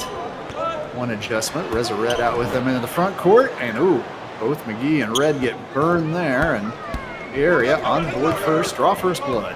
Good crowd here, I gotta say, at the Pit Row Fieldhouse this evening. Well, they're excited. We're getting down to it this season. I mean, Indy is 2 games back from that 8th spot, currently held by SimWorld Atlantis. And I mean, they've still got a chance to make the race to 1. They're not out of it. And I was telling you about this the other day when we were talking E. I think that all of that stuff that happened, all of that drama going on with Indy, one of 2 things. They either go sideways, it blows up, and season's over kind of thing, or they come together around it as a team. You know, they get past it, it makes them better for it. They're able to rally around all of the getting past the drama, and they make that push for the race to 1. So I think tonight's when we're really going to see if they can kind of do that or not. Barkley James on the bench, as you mentioned. We'll see how much we see him. This Bay Area has raced out to a quick 6-0 lead, and if you had to bet on one of those alternative outcomes, it's looking like the falling apart is nosing ahead here at the start of this. Obviously, super early, but yeah, Barkley, the brother of Benari James, with the ball right now. Involved in some controversy, certainly, to say the least. And it's White Williams who's really kind of directly taken spot in the lineup. White Williams, 6'6" wing out of Louisville. And he's been a great player ever since he joined the team. He's kind of a 3-and-D guy, long, athletic, hits a nice jumper there, foot on the line. But he's a great addition, especially to have around a guy like Benari James, who can really get it done. You know, slash into the lane, probe in addition to his teammates. I like the addition of White Williams to the starting lineup. Well, Indy having some struggles on defense early on in this one. Some easy buckets for Bay Area. Wace Anderson on the board. Oh, there's another 3 from, not that Barkley might have had that, or Benari might have had that one lined up, but it comes hard off the backboard. Oh, and just getting inside there way too easily. That's Sean Hyman. Talking about little brothers. Sean, the little brother of Trey Hyman. Trey going 6'10", Sean 6'7". They're a great front court duo to have for sure. There's a Red, got his hands full, and yeah, that's Trey getting the block there on him. Look at this. Bay Area has come to play. I actually don't even know that it's necessarily that Indy's completely disjointed or dispirited at the start of this one, but they can't get anything going on defense. White Williams, however, rattles in a 3. Williams is a prolific 3-point shooter. You know, he's only behind Benari, Barkley, and Jay Luce, in spite of the fact that he joined the team halfway through the season. 3-pointers made. Oh, and Caden Ship just cuts, drives, dunks. Nice offensive moments from White Williams to begin here, but they need to find some defense on Bay Area if they're going to stick around. I mean, that's been a big issue for Indy all season, is that their defense has just not been able to find any traction at all. McGee trying to D up Sean Hyman, forces him to give it up. Big Trey has it now, working on Red. Ooh, all right. McGee might have knocked that free, and it ends up in Red's hands. I think Red's got to be big this game if they have any kind of chance. We know that we've seen 2 different Reza Reds all season. One that looks like the Reza Red we expected, and one that looks nothing like the player that we expected out of him. And we're going to need the star Reza Red that we wanted to see all season if they're going to have a chance. Oh, there's Jay Lewis getting loose, putting up a 3. That's his 39th made three-pointer of the year, the 6'5" combo guard forward out of Manila in the Philippines. Cuts the lead down to 7. I'm intrigued also by this matchup, this Caden Shipp, Bernari James matchup. Both really good players. Caden Shipp kind of takes a backseat a little bit more than Bernari does, but understandably so, given the squad that he has around him. But both of them can score at will when they feel like it. Well, that jumper from Royce Anderson went in. Extends the lead to 9 for Bay Area. We got a timeout on the court, and we're going to take a timeout here, get some bills paid. But don't go anywhere. We're coming back. 2:34 to go in the first quarter.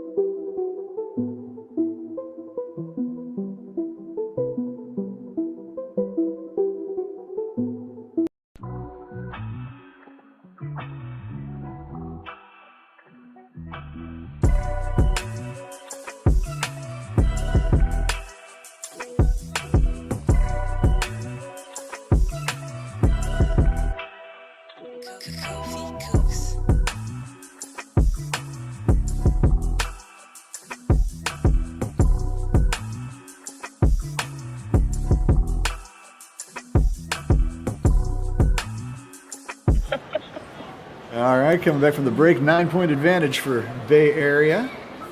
And want to remind everybody, you can connect with all things SimWorld on all of our different social channels. We are on, what are we on? TikTok, Facebook, Twitter, we're everywhere. And you can find us everywhere at SimWorld4K. That's the handle that you want to find. Connect with us there. We'll be looking for you. Join the SimWorld community. And right now, Indy looking for some answers early. Definitely have their hands full. Having internal turmoil is one thing. Having to play the Bay Area Breakers when they come out hot, that's another. And the combo is tough to overcome. That's probably the tougher of the two to handle, to be honest. I would say so. A lot of changes. Some subs in. Johan Novajovic. Oh, he turns it over. Barkley James back out on the court now, too, so his exile only lasted about 5.5 minutes, but he is unable to do anything to stem the tide, however, and that is Royce Anderson. Anderson with a quick 7 points in this game. And there you see Barkley going to work. Well, inside to Towns Romanowski, but Romanowski could not finish. Had a good look on that one, too. Well, Barkley was begging Coach Storm to make more adjustments, and it looks like he finally did by putting Barkley on the bench to start this one. I'm not sure if that's what Barkley had in mind. But in a way, Barkley got what he wanted. Well, Bay Area and their coach, Dre Pope, getting whatever they want right now. This lead has opened up to 22-8. Ray Hyman throwing it down. Johan got a nice look there and puts it in. He was a starter at the start of this year, and he's still the 37th ranked player in all of SimWorld, Johan Novajovic, but coming off the bench now, Coach Storm. Yeah, I mean, he's a very talented player. I think behind Benari James, he's the most talented player on this team without a question to me. And I like his humility to be able to take a backseat role and still kind of do his thing. Didn't make a big scene about it, just kind of said, all right, whatever you think is best, I'm going to do. And I think it's because he knows that his talent is gonna show through wherever he is. He's going to find those college offers. I mean, he's going to be just fine. Benari forced the pass there, intercepted by Bay Area. And pour on a little bit more pain here as we're under 30 seconds to go first quarter. Royce Anderson, I think that's his first miss, but once again, offensive rebound for Bay Area. Second chance, and they're going to say insult to injury. They're going to say that Benari had his foot on the line while he was touching the ball there, fighting over it, and it is going to stay with Bay Area. 8 seconds on the shot clock, 19.5 on the game clock. Subs in the game for the last ticks here of the first quarter. Trey Hyman, couldn't get that pass, but look at that. Ronnie Shanahan was there to recover it. It's just been that kind of an opening stanza for the Bay Area Breakers so far. Yeah, it's looking ugly for Indy tonight. Well, here's Barkley. He's worked his way inside, takes a tough shot, way off with it. And I don't even think that'll go now. Academic anyways, he missed it. I think time had already expired, but don't have to argue over it when you can't put it in. But hey, almost everything else went for Bay Area. 15-point lead, second quarter, when we return to SimWorld TV.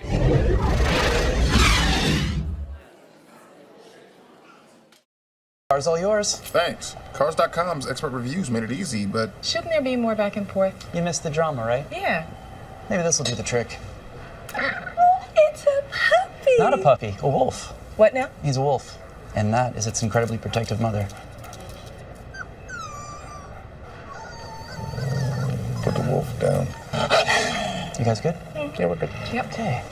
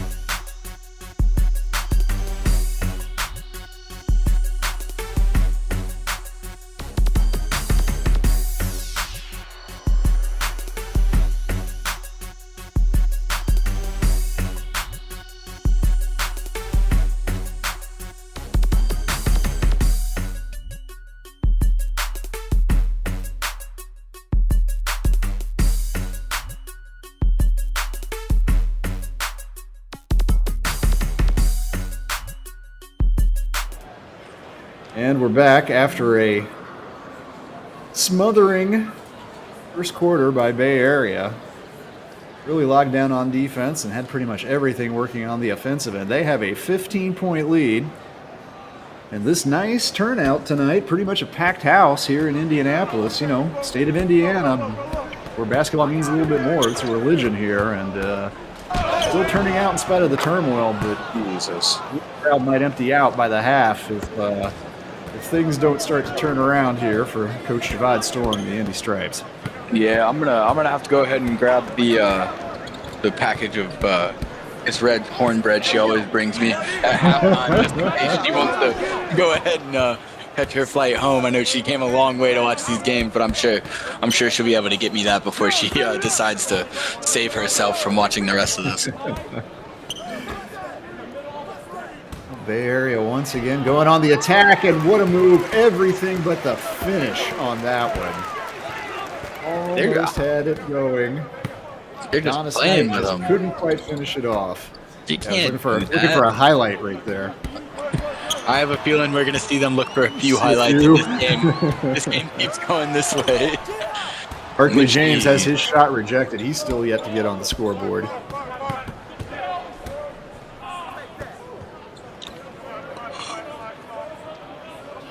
Ronnie Shanahan in the game off the bench. He gives it to Knight in the corner. Shot won't go. Rebound battled over, and Novajovic comes up with it. Brings it up for Indy. Still stuck on 11 points. are they going to find more points right now? I mean, their defense looks terrible, but like their offense doesn't look that much better. Well, there's one way to do it. Barkley being aggressive at least, attacks the rack and picks up a foul on Sean Hyman. He's going to go to the line. Barkley James, just 16 years old, and is averaging 11.3 points per game, shooting a team-high 59%, and he's made 38 threes over the year, too, so not like he's just scoring on layups quite exactly. In fact, shoots even better from three-point range. He's 59% from the field overall, but 62% from three. I mean, you take everything off the court away. I mean, it's still very clear that Barkley is one of the better three-point shooters that we have in this league. When you just talk purely basketball, he is a phenomenal shooter. You just kind of wish there wasn't all of the off-the-court drama. He gets those free throws to go. 15-point margin still in favor of Bay Area. We spent a lot of time talking about Indy so far tonight, but Bay Area certainly, under more normal circumstances, would deserve some conversation too. As Adonis Knight, that was, did he even jump on that shot? That was like sort of a flat-footed set shot. That was interesting. Hey, it worked, 30-13, but 17-7 record for Bay Area, all under first-year coach Dre Pope, and they lead the Pacific Rim Division and the entire Legend Conference. Definitely deserving a lot of nominations and a lot of talk about being a team that could be there at the end of the race to one this year. Oh, they absolutely could. They got the depth, they have the coaching, they've got the stars. I mean, you can't really find a flaw in their argument for being one of those top contenders. Definitely a deep team. There's one of those depth pieces, Adonis Knight. Already 6 points out of him, the 6'5" wing. More defense from the Breakers. Here they come. And it's disappointing. You see, it seems to be the more that Indy is struggling on offense, the more rushed and chaotic they look on offense, which is not the way that you want to go. I mean, yes, they're down by a lot, but there's plenty of time in this game. If you take your time and take good shots, that's a good shot. That's a great shot inside. You just take your time. You can't get it all back at once. Just there's plenty of time left. Marcellus Brungo with that bucket there for Indy. Trey Hyman couldn't get that little layup to go in. Nice defense by Red, and he rips off the rebound. Subs waiting to come in the game now for Indy. That's Sean Chapman Daly out there running the point right now. Swings it over to Barkley. 5 seconds on the shot clock. Barkley's intent on getting inside again and can't get his shot to go. And he's not really playing his game tonight. We've seen him go to the rim a lot, which usually you love to see the aggression, but it's not working. Oh, speaking of aggression, Ronnie Shanahan. He took off from Texas on that dunk. That's where he hails from. Only 3.9 per game from Ronnie, but I think we all remember some of his standout performances during preseason. And he's definitely had some moments in the regular as well. Gets that bucket there. 19-point advantage. Timeout on the court. We're going to take a break too. Come right back and we'll return here to the Pit Row Fieldhouse.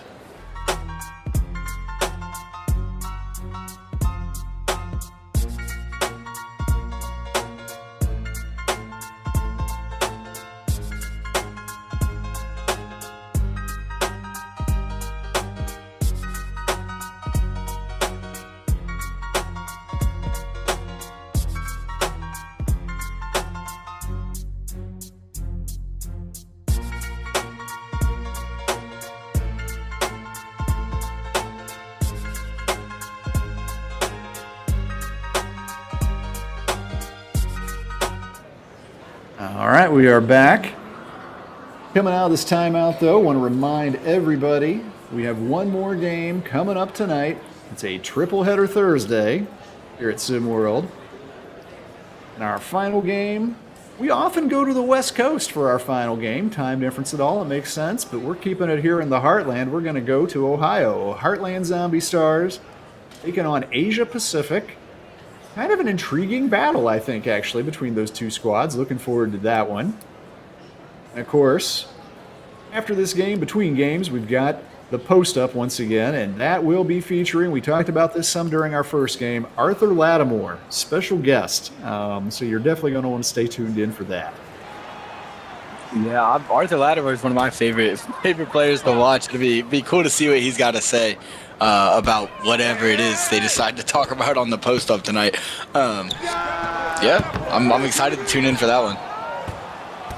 Benari can't get that shot to go. And so far, Benari and Barkley, neither one have hit a shot from the field. Barkley does have the free throws. And from bad to worse, everything just going Bay Area's way and everybody getting involved. That's Curtis London. He's known as a three-point shooter and a defensive specialist, but got some hops too, I guess. See, they're trying to hit the magic number before halftime in this one.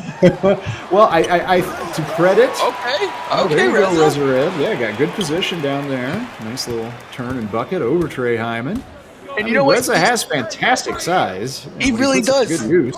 And if he can do that against Trey Hyman, there's no reason he can't do that against anyone. I don't know why he's not doing that every time he has the ball in the post. I digress. I can't do this rant again.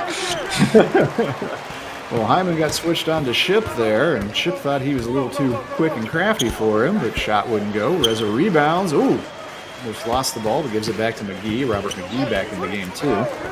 Jay Luce also out there, and this is White Williams, and he has been perhaps the bright spot for Indy in what has been a dark night so far. Whoa, did somebody say Dark Knight?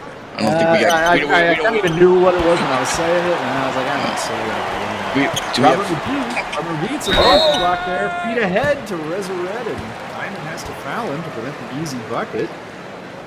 And it's still a healthy 16-point lead, but down from 19, and Reza can chop it even a little bit further still with the clock stopped here, 2:38 to go, first half. No, Siege, Big Bob and I, on the last couple broadcasts we've done together, earlier tonight and yesterday, have been talking about the strength of the bigs in the SimWorld Hoops game this season and how hard it is to come up with a top 5. I mean, a top 10. I even feel like you're going to be leaving some people out. I think Tyson Simpson, top of the list, and not a lot of disagreement with that, but trying to pick out the next 4 for a SimWorld top 5 bigs is just brutal. Aaron Payne is in with a shout. Trey Hyman is there.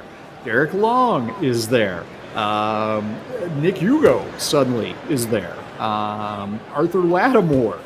There's a lot. I mean, I would even count Evangelos Mullins in the mix. There's a lot of bigs that have really been having breakout seasons here in SimWorld Hoops. Yeah, we've got a lot of talent. I think the only way to put an actual definitive list together when it comes to bigs is to kind of define what you're listing. Are we talking about overall talent? Are we talking about impact for their team? Are you talking about potential? Because I think all 3 of those lists could look a lot different from each other. True. I mean, Reza Red would probably make your top 10 on potential, right? Just 15 years old, and look at him. Oh, by the way, I didn't even mention Viktoras Ilgauskas, who we just saw go off on the first game. He's incredibly skilled too, and just 16. Yeah, you know, there's a lot of good pivots out there.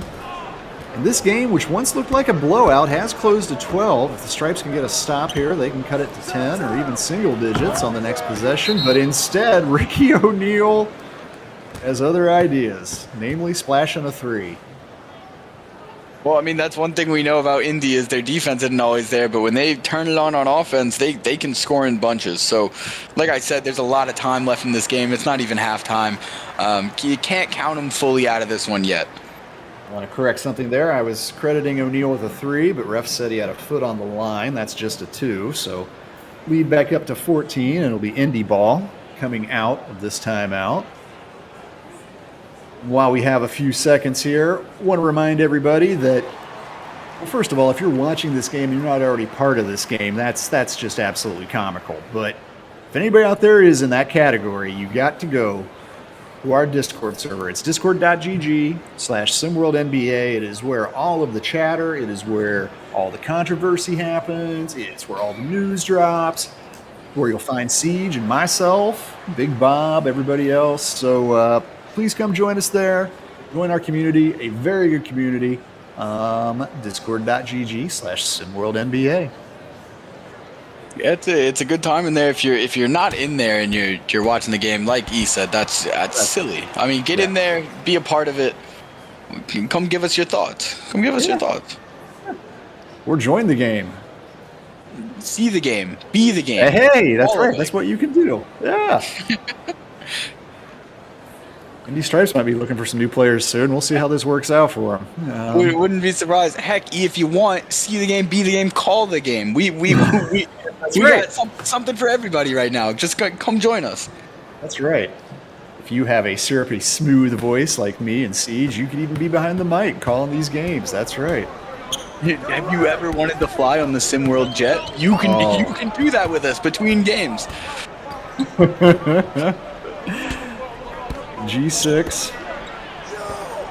The SimWorld G6. Hey, it makes it all possible. These double and triple headers wouldn't be easy. No, that they already aren't. But I mean, not flying commercial. No, those people that aren't real. Did you see that woman who flipped out over that person that wasn't real on that flight? Did you see this, Siege? I saw it. Oof. Reptilians everywhere these days, man. That's all I know for sure. That's all I know for sure. You can't get past them. No.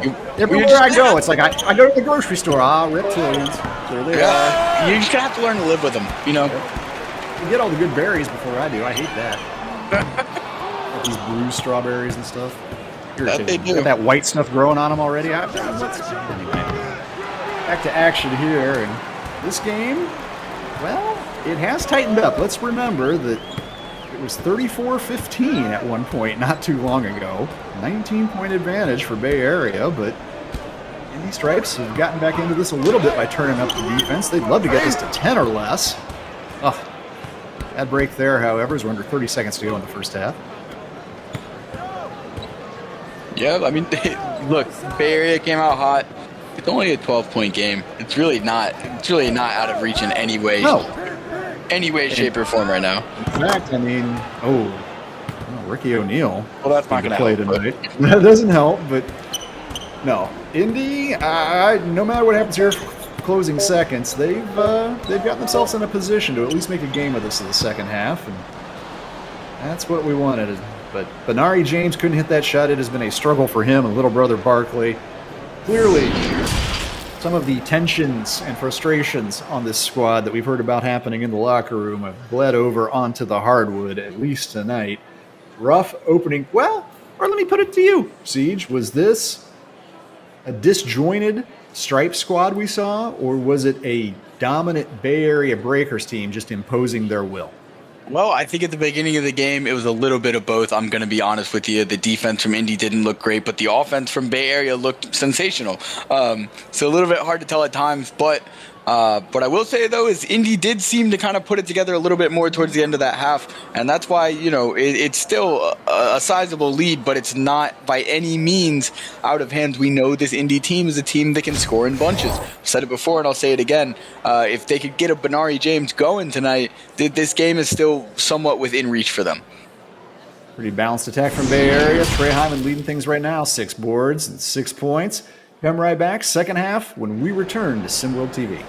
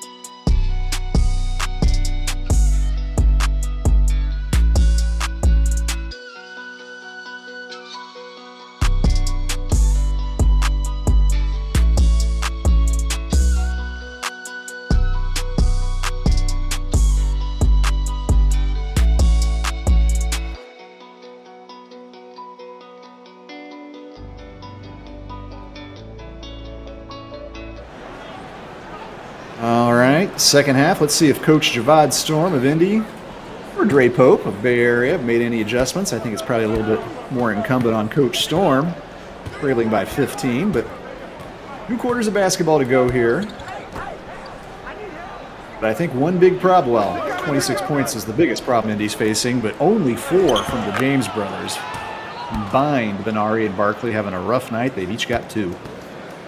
Yeah, and I mean, that's going to have to be the key if they're going to make a comeback. We've seen contributions from a few other guys, but if Benari James can get going and have a normal half for him, that's going to be vital to them potentially making a comeback. Well, Barkley starting this half on the bench as well, and Benari just well off on that shot. It looks like, mentally he's just checked out a little bit. I'm sure it has to be difficult going through all this with your little brother, stirring up some controversy on the team that you're the leader of, really. You know, the acknowledged leader, most talented player, captain of the Indy Stripes, Benari James, but he's just been well off on his shot. Just has not looked like the Benari James, the top form, top shelf Benari that we've seen earlier this season, sir. No, absolutely not. And I mean, like you said, Barkley really put Benari in a tough position. I think especially, you know, the locker room turmoil happens. It happens to the best of us. It's going to happen. You're playing with the same guys all season. You're in the locker room with them all season. There's going to be disagreements. There's going to be people calling other people out, whether it's the coach, whether it's another player, a teammate, whatever it is. But I think he really put Benari in a really tough position when he kind of took it all public and started saying those things in a public forum. That's really when it kind of blew up. Jay Luce has the ball. It's been a quiet night for him so far as well. I mean, I don't know you can say anybody has particularly shined. White Williams has had some nice moments for Indy. Oh, that is a tough turnaround from Reza Red. That is not the shot that you want if you're a Stripes fan. Nope. No, it's not. It's not the shot that you want if you're anybody. Oh, 21-point lead. We have a new high in terms of the margin right now. Bay Area actually 5 points away from doubling up Indy here in the third quarter. Jay Luce trying to get some of it back, but that is hard off of the back of the iron, and here comes Sean Hyman. You got to wonder if you're Indy, what can you really do from here? But I mean, you can play tighter defense, but that doesn't seem to be something that is going to happen tonight. You know, Siege, I heard Pat Riley talk about this once, a long time ago, that if you're going to get beat, like he doesn't want to get beat by 5 or 10. He wants to get beat by 40. So it can be a teachable moment. So you can almost kind of have some leverage on your players to say, hey, get it together. And I know I'm looking for a silver lining right now, but maybe for Coach Storm, he can come away with that tonight. Like, see, look what happens when we do this, guys. Reset things, because this is getting out of hand, and my prediction came true. Indy Stripes, of course, scored 26, and Bay Area leads by 26 with 5:43 to go in the third quarter. How often does that happen? I mean, I get the point there. You get the teachable moment. I just wish that the teachable moment didn't come when you're trying to make a push for the race to 1. And that's not to say, I mean, if they lose this game, they're not eliminated from contention, but it's going to basically leave them needing to be perfect from here on out. And it's also going to kind of make it not really in their hands. They're going to need some other teams to lose a certain amount of games. So while I do agree that at least, you know, you get blown out, you get a lot of teachable moments, this is not the time that you want to have those teachable moments as a coach. Indy comes into this game 10-14 overall, but they've lost their last 2 and actually 4 of their last 5. And playing in that kind of brutal, I call it the black and blue division, the frontier division. Heartland and LSD and everybody else out there, just, you know, good, but I would say almost everybody in that division is good but flawed. And they just tend to beat the life out of each other. But somebody's going to have to rise and somebody's going to have to fall off, and Indy certainly looks in danger of making that latter category happen based on the way they're playing tonight. Yeah, I don't know. I think we're going to need to go ahead and get the buses started. At least we'll have a warm drive home. Where's my man Rick Blaze when you need him? He'd be calling this over by now. I won't quite do that yet. There is a ton of time left, but Indy really needs to get something going on both ends of the court. Royce Anderson, fakes the three, tries to go around Novajovic. Almost lost the ball, but instead recovers. Can't get shot off the backboard to go, however. Has Benari scored yet? Yes, they both have 2 points. Benari's made 1 field goal, and Barkley's hit 2 free throws. Barkley did make a nice little pass there. The assist. Well, even if we don't end up having much of a game come the fourth quarter here, Siege, we might have a few little storylines to watch after. Oh, my Lord. Christ! We can see if Trey Hyman can pull the rim down from the rafters, for instance. That's one thing, but I was actually thinking... I'll connect here with my producer, Raniel, but I believe the low-scoring point total is Benari just so off tonight. I believe 41 is the lowest score total that we've had in the game this season. Is that correct? Can you confirm that, Dels, for me in my IFR feedback right here? 41, Lone Star. Lone Star put up 41 in defeat earlier this year, so... Oh, in South America and Lakeshore Drive as well. So there's one mark that Indy will at least want to hit, even in defeat, to avoid some infamy, I guess you could say. Hey, that's one banner they'll be able to hang if they can hit it. We didn't score only 41 points. Can put that one up in the rafters for the year. 30-point advantage now for Bay Area. It might take our statisticians a little bit more time, but I can try to find out what the biggest blowout in SimWorld was this season, the biggest margin of victory. Oh, hey, there finally Barkley James on the board, nails a three. All right, so they're on pace to get past that number. They are now. Yes. They are on pace to get past that number. We'll hope for Mrs. Red's sake that she didn't come out to watch her son's team score the least amount of points in a SimWorld game this season. Yeah, it's tough to come out this flat and take this kind of a beating in front of a packed home crowd, too. Still cheering on their local boys, and the Jameses are finally heating up a little bit. Now Benari getting into the swing of things. Benari hits a huge jumper to cut the lead to 25. All about momentum. Oh, and look at that, a stop on this end, and suddenly here comes Indy. Can they build? Slight exaggeration on my part. Out there. Marcellus Brungo, too, down there. Oh, it's piece by piece, you know. Okay. It's brick by brick. Well, a lead that was 30 just a little bit ago has been knocked down at least some. Only 23 now. Only 23 now.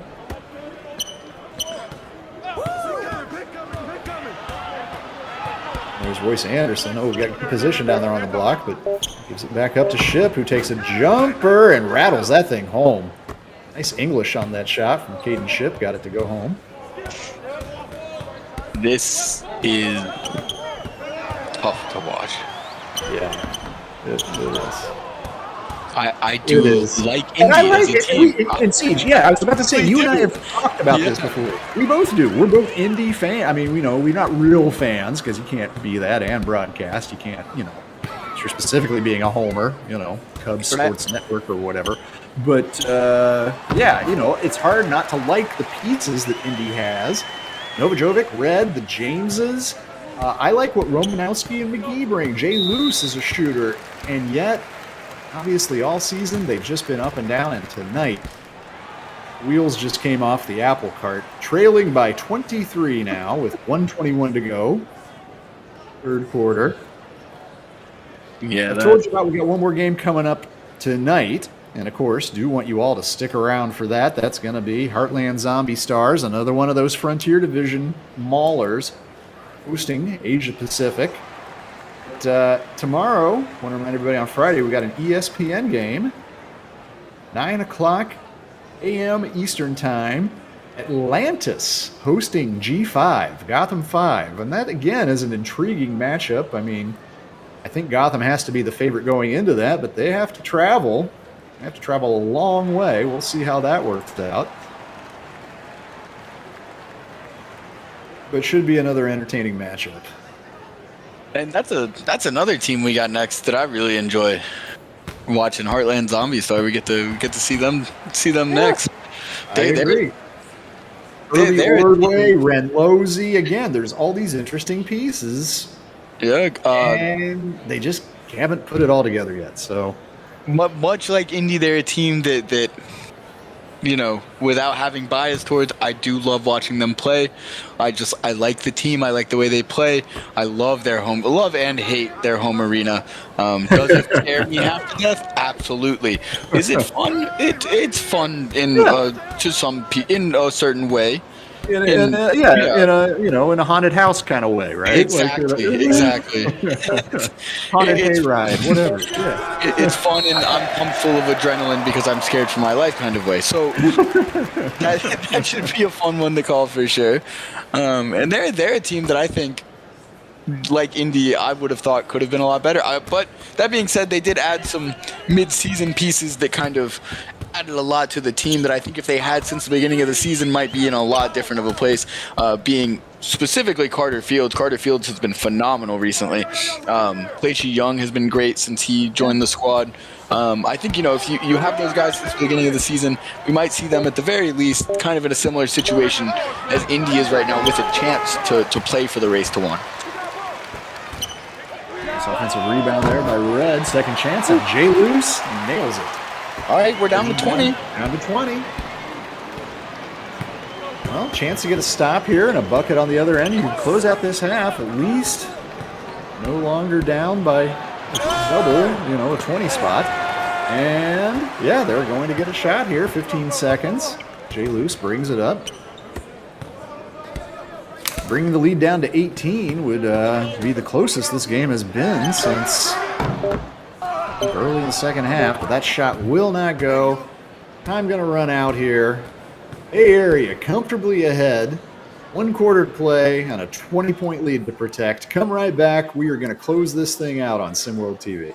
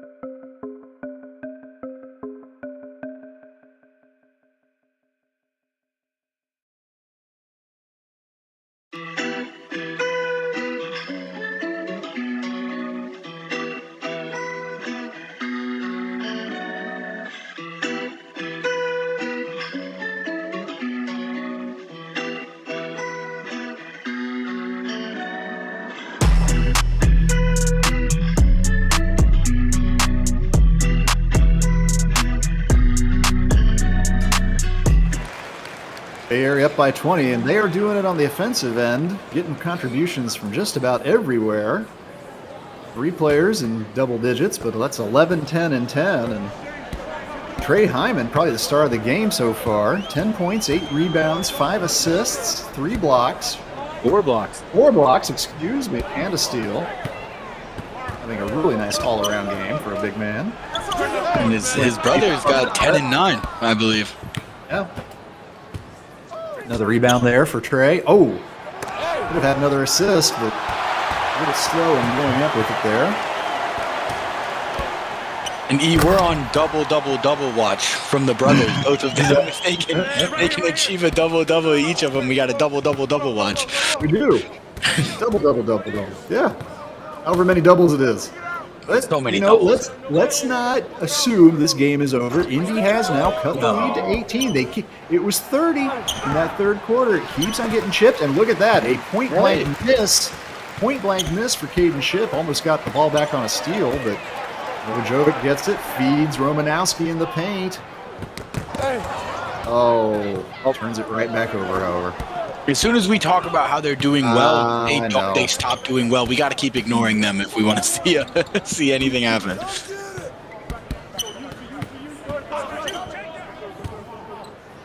And I'm thinking Whole Foods might pull back this sponsorship after tonight. Might have to go to Aldi or Kroger, something. It's just something a little less high profile. A little more affordable.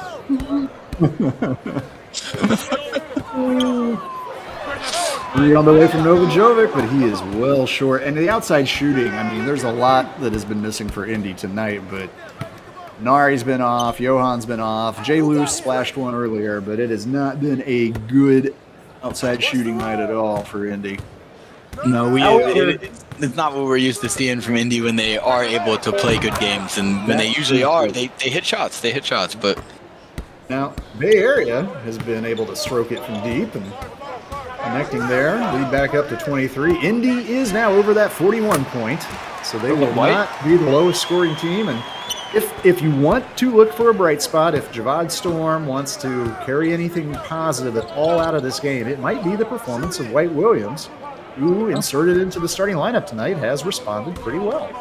Absolutely. I mean, like you said, if there is one bright spot, one white spot, it is White Williams for sure on this harnessed game. Jay Lutz cuts inside. Indy's at least a little bit more efficient and prolific on offense here in the second half, although, Bay Area, I certainly don't think they've stopped working, but it's hard to keep your motor running when you're up that big. No, it's I mean, at this point they're just kind of still playing their game. They don't have to do anything crazy right now. Everyone's getting a turn to score the basketball for them. Another rebound for Hyman. He does have a double now. Yep. Oh, is that 10? That's his 10th board? Oh, we'll have to check that next dead ball, but he's either on 9 or 10. No, that is his 10th. Just confirmed a double-double for Big Trey. Yet another. Trey has actually got the second most double-doubles in the entire league. And look at that. There's little bro Sean. They've done 2. And that's a double for the double Hyman. Well, Sean's been a great addition to this team, have to be said. Trey's been with the squad all season long. Sean came in midway through, and I think the Hyman brothers definitely like to play together. White Williams couldn't get that one to go, and there's another Trey rebound. Quick 3 on the way from Shipp, and he nails it. That's assist number 6 for Trey. Probably not quite enough time for Trey to get a triple-double in either category, but unless they just let him run point. Well, maybe Coach Dre Pope will. I mean, you can take those kind of liberties, right, in a game like this. Yeah, Curtis London, nice cut to the bucket, nice feed to find him as well. And things are completely out of hand once again. It is a 27-point margin.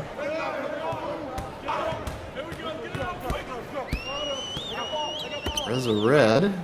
I'm actually has a pretty good handle for a guy his size who's just 15 years old. Step back 3 on the way from Novajovic, and he buried that. He said, "I'll at least get a little highlight in here." Averaging 11.9, Johan. You just need to prop out the scoreboard on that highlight, but other than that, that was pretty. Another one! That's 7 for Trey. That's 7 for Trey. All right, triple-double watch is officially on. Only 2:40 to go, but 3 more assists. And Trey Hyman could rack up the second triple-double in SimWorld history. Blaine Kidd had one on opening night. And, well, I mean, you know, in any other situation, an and one's one of the most exciting plays in basketball, but I think the only person who's standing up cheering for that one right now is my personal favorite, Miss Red. Mrs. Red is going crazy in the stands for her son. Rez is turning to her and saying, "Please, Mom, like, just..." Yeah, this is so embarrassing. Just pull it, please. You just made it all so awkward. Not the time. Bonus opportunity for Reza, and he gets it done. It's still a 23-point advantage with 2.5 minutes to play. Bay Area well on the way to an 18th victory of the season. On play through Trey. Let's get those assists. Yeah. Got to at least touch it every possession. You would think. In my opinion. Ooh. Long three, but nailed by Blake Gillenwater, averaging 1.5 points per game, Gillenwater. Just his 3rd 3 of the year. Everything is going right for Bay Area. Everything is going wrong for Indy. That's a little more accurate. Sean Chapman Daly says, well, if it's going to be like this, I'm just going to grab it and shoot it. Chapman Daly trying to get his teammates pumped up for this last 145. There's Trey with the ball. Looking to find a cutter. Don't just take it yourself, Trey. Dish, no! Well, he gets the pocket, though. Oh, I don't care about stats, just getting the win. I get it, Trey, but you're up by 25. You're up by 25. No one's going to judge you for a little stat padding. Just a little. Reza gets it again and goes to work against Hyman. Chapman Daly, shot clock winding down. He's going to load up another 3. This one's well short, and there's another rebound for Big Trey. What a game from him. What a game. I think, I'm not sure if we're going to get to our official player of the game screen before this thing ends, Siege, so let's just go ahead and call it now. Who's your player of the game? It's going to be Trey Hyman. Yeah, it's got to be Trey. It's going to be Trey Hyman. Hyman. It's got to be Trey. He was all around. Real team effort. Caden Shipp played well. Royce Anderson started the game really well. Denari James gets a dunk there, but yeah, Trey Hyman, player of the game. Bay Area Breakers just grabbed this ball game by the throat at the start and really never looked back. Had led by as much as 30. The final score is going to be a little bit more modest than that, but not much. Big night for them. Big win on the road. Congrats to Coach Dre Pope. And for Javad Storm, the James brothers, and Indy, it's back to the drawing board. This is something you don't want to see become a trend. No. Yeah, you know what? I don't want to add any insult to injury. I'm just going to... This was a game. This was a game. Well, Denari James made the score line look a little bit better there. 81-60 is how it's going to end. A 21-point win for Bay Area as they cruise on the road. Trey Hyman is our player of the game, but it was a team effort from the Breakers. Congrats to them. Well, I want to remind you once again, we got another post-up coming up, and this is a big one because we got that big man, Arthur Lattimore, going to come in, chat with us, and after that, final game of the night, we're going to just get on the jet and quickly hop over to Ohio. Just a little bit east of Columbus. Quick trip. Heartland Zombie Stars taking on Asia Pacific. But for my own good self, Elava, from my broadcasting partner in crime, Siege, and for everybody behind the scenes at SimWorld, thanks for sticking with us through this game. And don't go anywhere. You're going to want to be in on that Lattimore interview that's coming up on the post-up. And sticking around for the Zombies taking on APAC and the Night. Remember, SimWorld TV is the only place where you can see the game, be the game.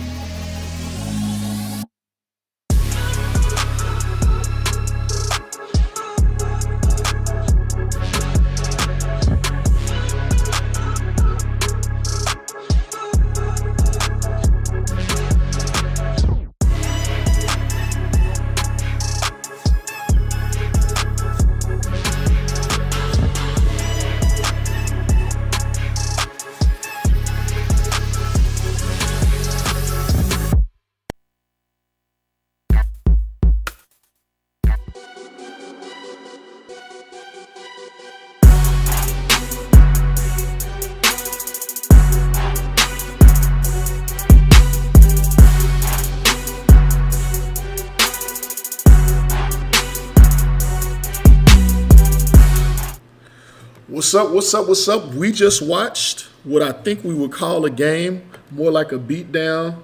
Lots of fun Chris Brown and Usher references going on. There wasn't nothing else to do. Rick, you got to get on that. I think the verses occurred. But look, more importantly, man, before we talk about that game, because we may have an extra voice in the building, we got a guest with us. Rick, you want to introduce our guest who's called in to join the post up? For sure. I want to introduce to some and let others people know. Please stand. Keep your applauses. Take off your hats. Ladies, take off your blouses. Well, one and only, King Arthur Lattimore. What's going on? How y'all doing, fellas? Hey, man, it's good. How was that for intro, man? When I bring you in, don't I bring you in? Hey, I loved it. I wish you can do that for the intro of the games for me. That'd be awesome. Hey, Rick, look, I say this to you, Arthur. You talking about let me introduce you. There's a few people that wish they never met you on the court, man. You get it in, sir. I wish I had not seen them. Hey, man, so we're good, glad to have you here with us. We're just going to keep the post up moving, talk about the things we talk about. We look forward to hearing some of your insight on some of these. So I think we're going to give the floor to you on this first one. Not sure how much of this Indy Bay Area game you got to watch, but it was a beatdown. We know that much. Indy loses at home 81-60, and at some points it looked like it may have been even worse than that. If you were able to catch a game, give us your thoughts on it. And I know you didn't catch a game because you just came off the court. What are your takeaways, though? We'll just ask you this: I'm sure you've seen all the talk out there in the media and some of the things that occur. You don't have to blur the lines there because I know some of these kids you're friends with. You'll play with them in college and other things like that. But what do you make of a situation like that coming out of the locker room at the high school prep level with Indy? It's tough. Being young like myself, just getting into the league, I can understand how that youth can definitely play against you. Bay Area is strong as it is, and I'm pretty sure Trey did his thing out there, but they're a tough team as it is. So just all that, especially with the youth, is tough. Yeah, and Bay Area is a tough team, Rick. Yeah. I mean, right from the gate, I think Bay Area jumped out to a 9-0 run, and I don't think they ever looked back. It looked like it was going to get really, really ugly. For you, man, what did you take away from this game? And to be totally fair to Indy, was it? A lot of people say, maybe this came from the turmoil of what occurred, but is it really just that Bay Area is that good? Indy never had a chance. I told you before we got off air, Bay Area about 20. Didn't I say that? You did. I said that exact thing, didn't I? Oh man, the prophet is back. Everybody called me crazy until everything go right, like I said.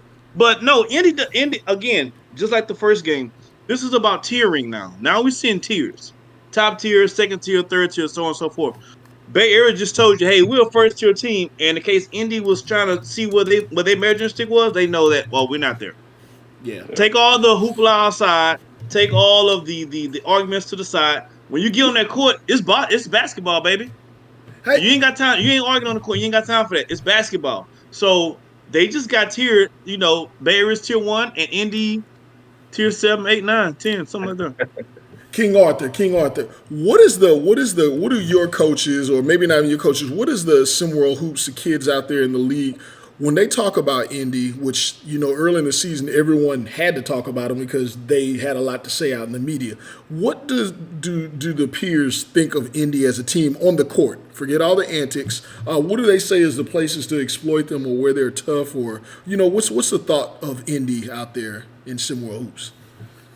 I think just really on the games that I've seen, is really just the common knowledge is you come out strong against them, and they usually don't fight back. It's usually if you come out strong and get a decent sized lead on them, they're pretty much, I'm not gonna say fold, but pretty much their heart's kind of taken there. You know what I'm saying? I don't want to cause no strife between us and Indy or our team and Indy, but that's kind of the talk. If you hit them in the mouth first, then they'll fold. Yikes!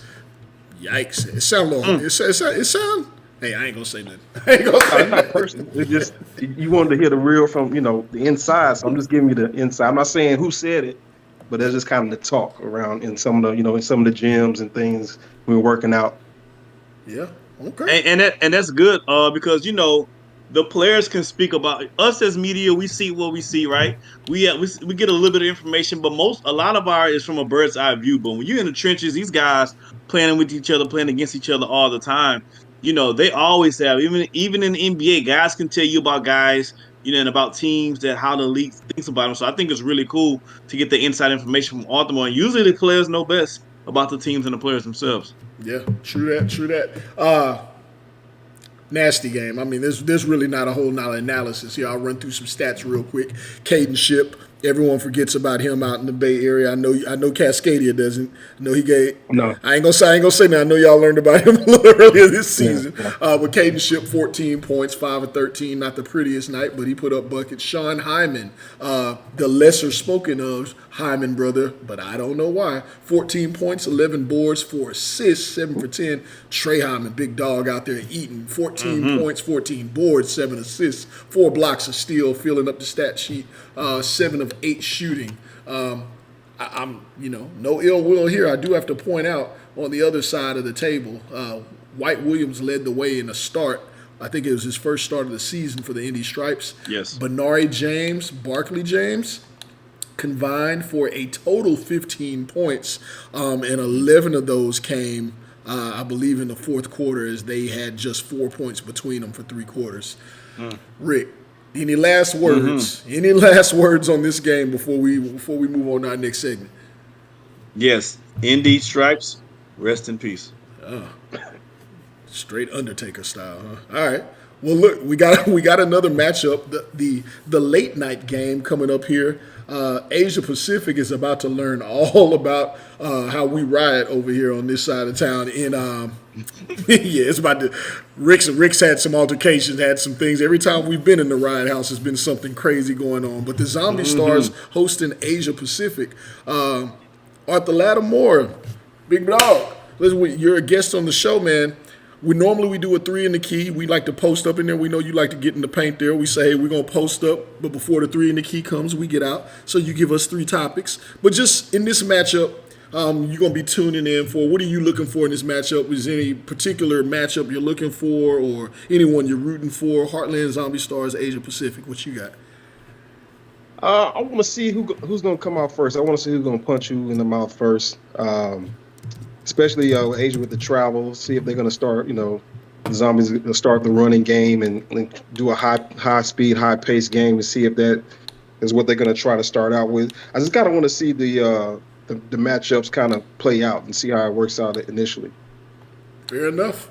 Arthur Lattimore, man, the king is nice. He's nice. He's nice to his kingdom. He's such a He's nice a humble guy. king. He's better than me. He's a humble king. He's better than me. Say that much. But I like when I hear Arthur Lattimore talk because he talks. Although he's humble, he talks like he plays.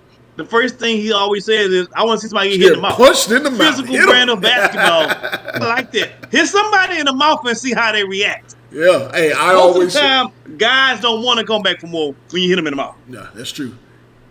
I think the great Mike Tyson taught us about that. That's what he said, right? You find out who they are. But Rick, 3 in the key for you, man. What are you looking for in a matchup between Asia Pacific, who's on the cusp trying to fight their way, or actually, let me get a look here.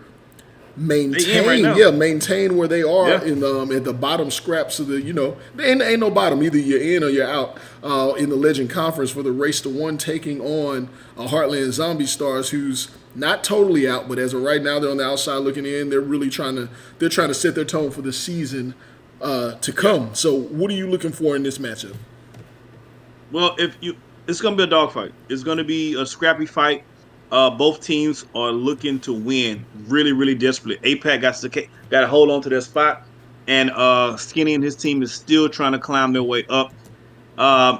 It's going to be tough. Skinny and the Heartland, besides biting, if they're going to bite somebody, they need to bite one of those players from APAC, Jacoby Reyes, or one of them. You need to take one of those guys out. So bite one of those guys, and then I like your chances a whole lot more. But it's going to be a close game regardless. I want to see if Carter Fields can do his thing. They got a shot, but I got APAC sneaking this one out. All right. Hey, I think it's going to be a good matchup either way. Look, we got a guess here. We can talk about all the games that have occurred, all the games to come, but it's time to get to know King Lattimore, right? It's time. Let's get to know a little bit about you, man. First of all, I think we found out here you like to start things out by punching somebody in the mouth. You like to get it started. All good, man. And Rick, make sure you get in on this, man. Get some questions. I know one of my first ones. I know when I watched your game, one of the first things that jumps out at me, there's a lot of comps. People have a lot of different comps because you have such a unique skill set. You do so many different things. When I see your game, I see a lot of Carmelo Anthony. I see size, but I still see quickness. I see you operate on the low block, but I see you face up. I essentially see you get whatever bucket you want. I think there's, you're young. There's some stuff you're gonna work on, and we're talking ceiling. I don't think you're Hall of Fame Carmelo Anthony yet. I just got to say that, you're humble. I'm sure you can accept that. But the game style, when you hear that kind of comparison, is that something that you're aiming for? Do you see yourself you see your future a little differently as far as your play style, or is that what you're aiming for? No, that's definitely what I'm aiming for. I do want to be a little bit more effective on that perimeter. I love to bang in the paint, but I know to be on that next level at my height, I'm gonna have to, get a little wiggle out there on the perimeter, be able to get past some defenders and finish at the hole. So that Carmelo Anthony comp is perfect, because definitely that's kind of where I'm trying to drive and try to strive to get to as far as my game ultimately. Rick, before you jump in there with that, that perimeter games definitely had to come along. And not that you don't have it in the bag, but yeah, I came across something on social media the other day, Rick. I don't know if you saw it or Arthur, if you even saw it. Do y'all realize Carmelo scored a 50-piece one time on all jumpers?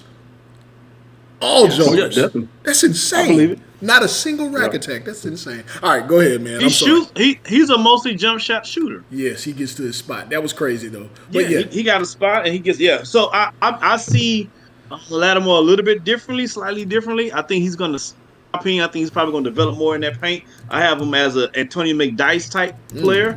I have his ceiling though as prime Larry Johnson. LJ. More Larry. Yeah. LJ, baby.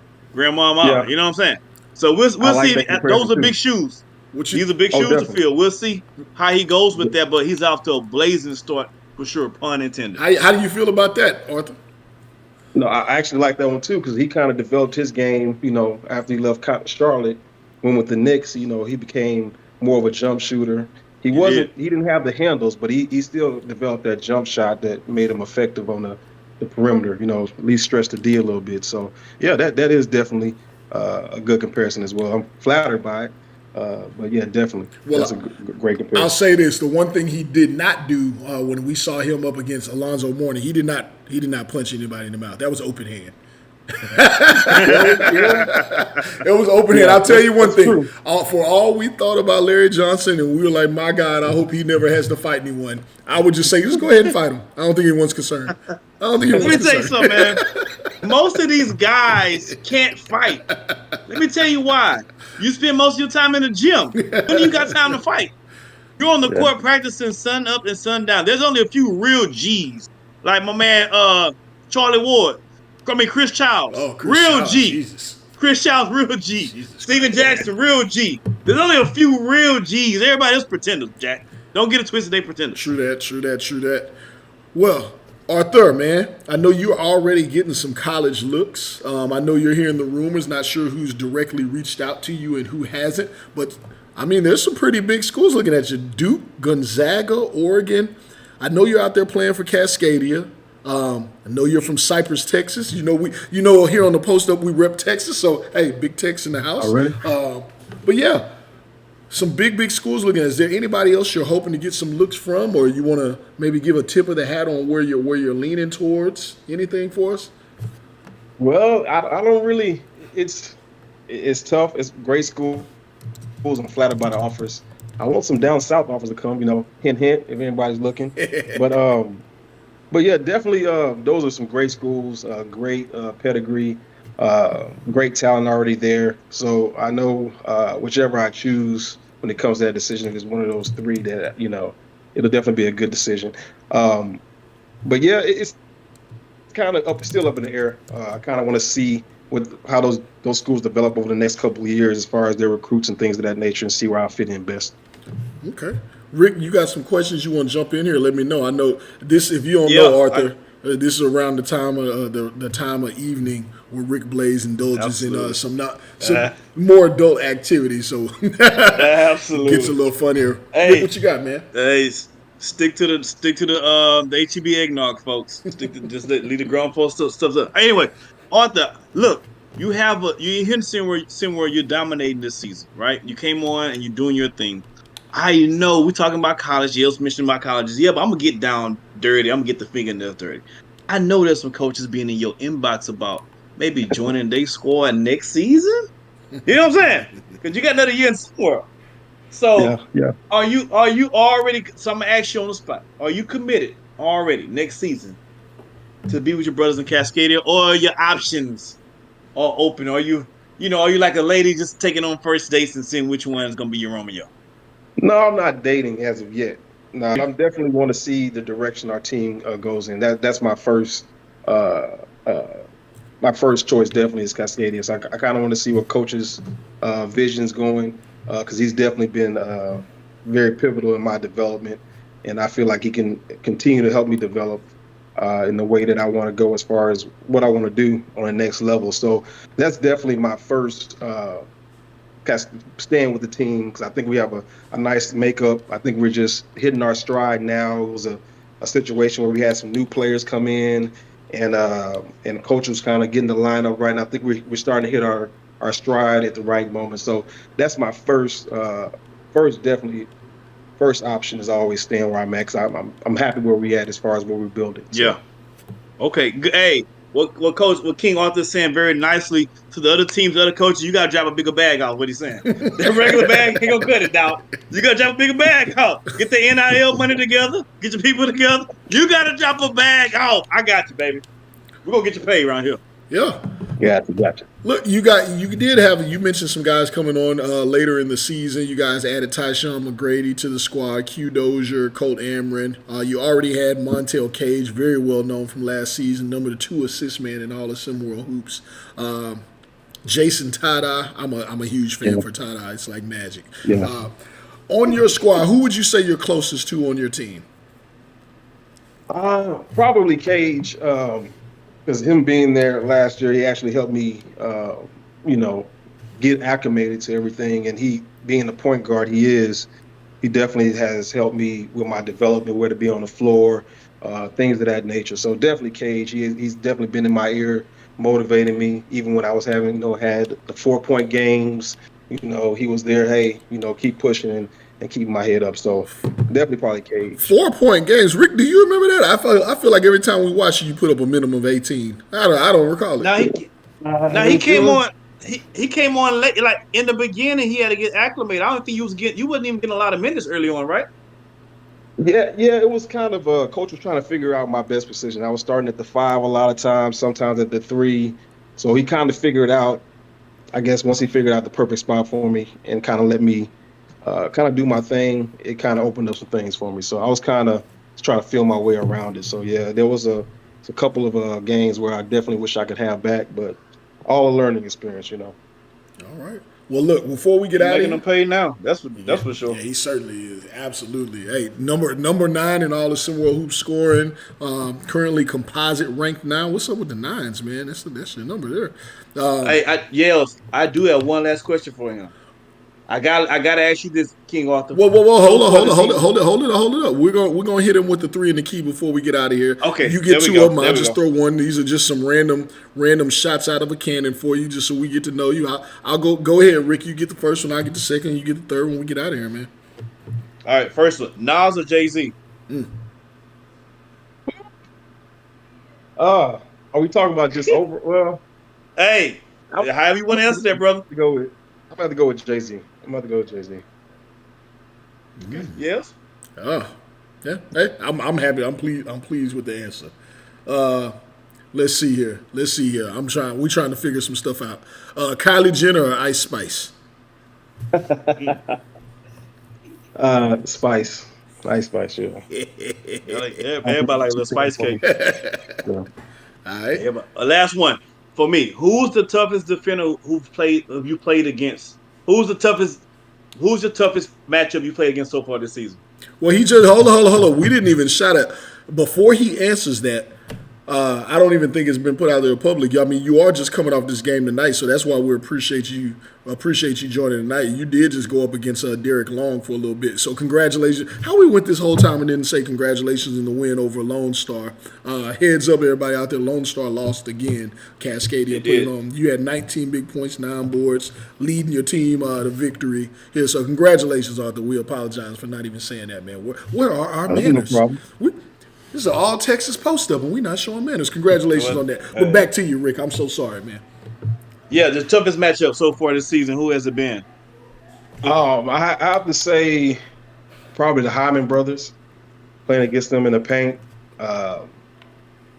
Both ends of the floor, having to guard them in, having to deal with that length and their athleticism. So I'm about to say those 2. Okay. And who can't you wait to dunk on next? Who's your next victim? The same two. I like that. Yeah, I got to get them back. I like that. Bring all that smoke. Yeah, I got to get them back. Well, man, we appreciate having you on. Appreciate you taking the time, getting with us so quickly after the game, calling in. It's a pleasure to have you here. We look forward to having you on again sometime. Wish you guys luck in the race to one. Say what's up to Coach Isaiah Pope for us. And definitely. Hey, to anybody else who wants to spend some time on the post up with us in between games, we're definitely looking forward to adding some guests here. We're trying to expand here, man. We want all the smoke, good smoke. Hey, Barkley Benari, come join us, man. We want to hear. There's a lot. Apparently, y'all got a lot to say, so y'all can join us too, man. Rick, anything you want to say to people before we get out of here? No, he don't want to talk to y'all. He saw what he needed to see in Mexico. There's not a whole lot more to say. Appreciate you guys. Stay tuned. Y'all. Hey, Cascadia, I got y'all getting in the race, man. Don't let me down, Cascadia. Let's get to it, King. Yes, sir. We got you. We out this thing. On the job. Appreciate you guys being there. Stay tuned. Peace.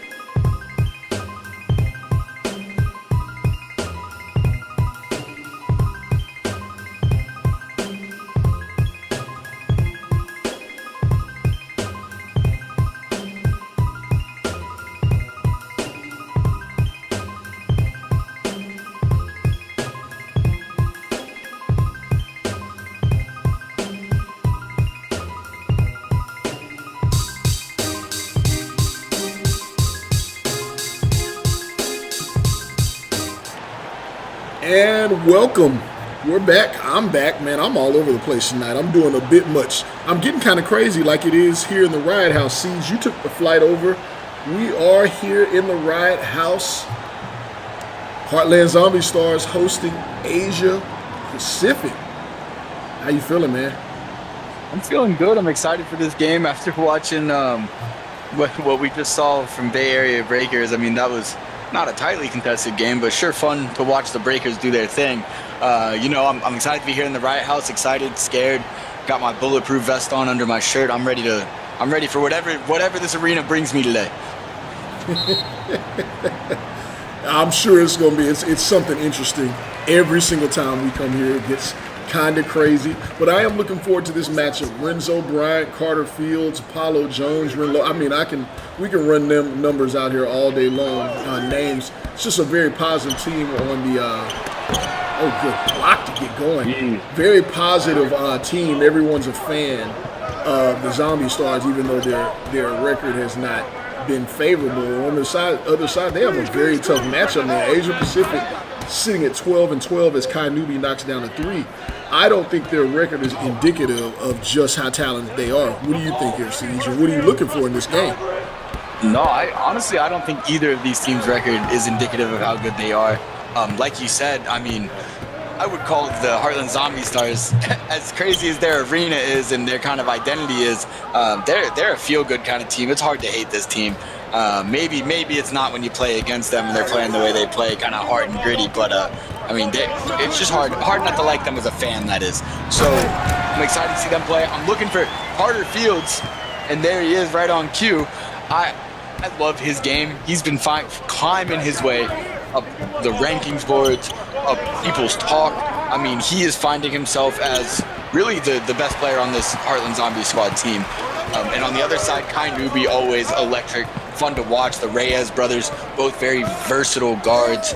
And then you got the bigs are a little underrated, if you ask me, for this team. What a pass from Apollo Jones there. That is a drop-off. I agree with everything you got to say there. Heartland Zombie Stars, number one in a lot of people's heart. Catch the pun there. But yeah. Big time talent there, Carter Fields. Another one of those energy guys like Nick Hugo. Man, Kai Nubi is rolling to start this game. Do you remember how Kai Nubi started this season off? No, I do. On an absolute tear. I mean, he's that guy. He is that guy, and I think like part of the reason that maybe he didn't fall off. He did not fall off, but maybe the reason that he got talked about a little less as the season went on, this Asia Pacific team isn't having a bad year by any means, but they're not headlining anything, if that makes sense. And I think because of that, Kai Nubi is still a top 25 ranked player in SimWorld. To be honest, I think he's more of a top 20 guy, but this team has a lot of talent around him too, and Kai Nubi just is one of those guys who can really get it going at any point. One of those guys who's just a pure scorer. You talk about guys like Cole Webb, you talk about guys like Kai Nubi, you just know that they can get a bucket. Yeah, and he's got a mean man bun too. I mean an absolutely mean man bun. We'll see how long man buns stay in style after, But anyhow, APAC out to an early lead here, 9-6. We see another one of the Reyeses with the ball now. He's going to kick it out to Kai Nubi. You know, an interesting thing I see here with the Heartland Zombie Stars is Carter Fields with the steal. I see Brian Webb not starting yet again. Highly ranked player. He's the team's leading scorer. Do you think that that's the right move for Coach Skinny? Do you think that's the right move for this team? And why do you think that's the case? Well, I mean, if we remember correctly, and I'm pretty sure I do, because I remember calling a game, I believe it was 1 or 2 games after the Carter Fields and Plachi Youngs joined this team, and then you had Honcho Hardwick join a little bit longer after. But at that point, when they first joined, this team was really struggling. This team did not look like they were going to get many, if any at all, wins. And that was something that was talked about kind of publicly was, hey, is there a world where we take this guy who's an incredible scorer, Brian Webb's an incredible scorer, and we have him kind of be a Lou Williams off the bench kind of guy. He can come in, he can do his thing with the second unit, put up his shots like he wants to, but because we have him coming off the bench, we can kind of get more of a scheme going with the offense, give some other guys a chance to kind of create that identity. And I really think it's worked for them. He's still leading the team in scoring, as you said. I actually really like the move by Coach Skinny, and I really like that Brian Webb has taken it humbly and been able to still contribute and not make a mess out of it. Yeah. Here we're going to see, oh man, Jacoby Reyes with the air ball there. Someone turned the AC up in the Riot House. Heartland Zombie Stars, we see in Brian Webb's place, Kirby Ordway, who was Mr. Basketball in the state of Indiana. Previously, I believe he was with, I'm not sure if I can recall what squad he was with. Was he with Lakeshore Drive? Don't recall. He did get cut. Heartland Zombie Stars. I believe he was with Indy Stripes, no? Indy Stripes, this is right. Right. He was with Indy Stripes. They could have used him tonight.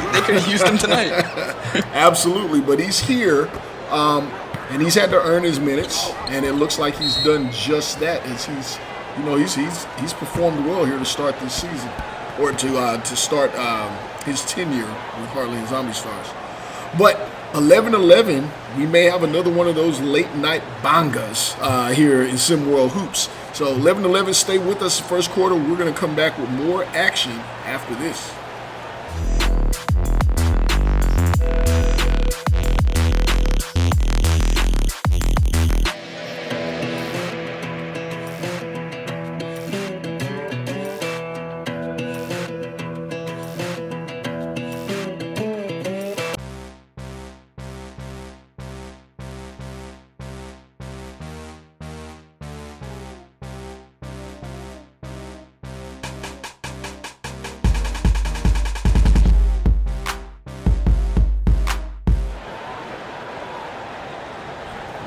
Back here at the Riot House, it hasn't gotten too crazy yet, but I imagine if the score stays like this, Siege, it will get a little crazy.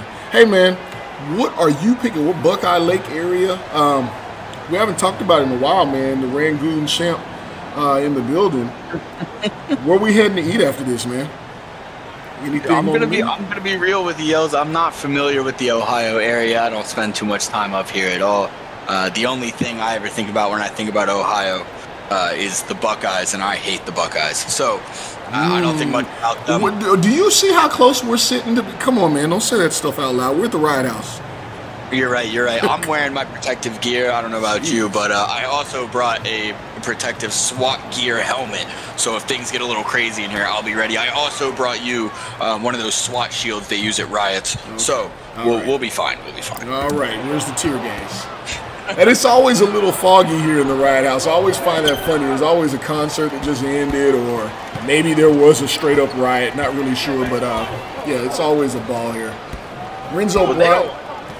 They don't let us into the stadium until about 5 minutes before the game actually starts, probably for our safety, so we never really know what's happening here before we get in here. Kai Newby to the bucket. Oh, beautiful move. Couldn't get the finish. He's got 5 early points. On the other end, we've got Renzo Bryant with 3 of Zombie Stars 11 and Carter Fields with 8. So they've done all the scoring here. We do see Brian Webb is checking the game. He's absolutely assertive to make sure he can change that. What do you? Go ahead. I'm sorry, Siege. Brian Webb's, I was going to say, Brian Webb's a guy you can absolutely count on to get you a bucket or two, if not more than that. So I'm sure he'll find his. Brian Webb here passing to, is that Hardwick Honcho, head Honcho, if you will. Brian Webb in the corner is going to work on Kai Newby. Can't get it to go. Victor Soto with the ball. Big fan of this kid, Victor Soto, 6'5", 206, out of Philippines. Has a very versatile game and a pretty extensive bag, if you will. 8.8 points a game, 2 rebounds a game. He's knocked down 19 threes. Starting here. I think he's got a bright future ahead. Have you had a chance to see any of this kid's game? Yeah, I got a chance to see some of his game in the off season for this season, and some of the some of the international exhibition games that we had, and I do really like his game. He's got really good size for a guy who plays at guard. Because of that, he uses his size, uses it there to get to the rim and kind of stop and pop there. Like you said, he's a very versatile player. He's only going to continue to get better. Brian Webb puts up the shot. And he's really more... Brian Webb, you know, I think he's only standing, was he 6'1", 6'2"? Oh, what a finish. I mean, he's listed as 6'3", but probably closer to 6'2". Yeah, I'm not sure. I'm not sure about that 6'3". More of a shooting guard. He is not looking to pass out there. Nope, and that is exactly why they moved him to the second unit, because he gets a little bit more of a green light, and they can have a little bit more of a free-flowing offense with that starting unit. Yeah, and there he goes. I think that may be, what is that, 0-4-6 to start the game, and Shire Winterton is there to clean it up. That man can put it up there. This Heartland Zombie Star, man, next season, assuming everyone stays, they should be holding on to Renzo Bryant, should be coming back, Carter Fields, Honcho Hardwick, Paulo Jones, Play Chi Young. Very bright future for this team, in my opinion. We can talk more about that when we come back. We got the second quarter coming up. Got Siege here. We got some riding fans, and we have a non-selection on dinner items. Sad day. Sad day. See you guys in a few.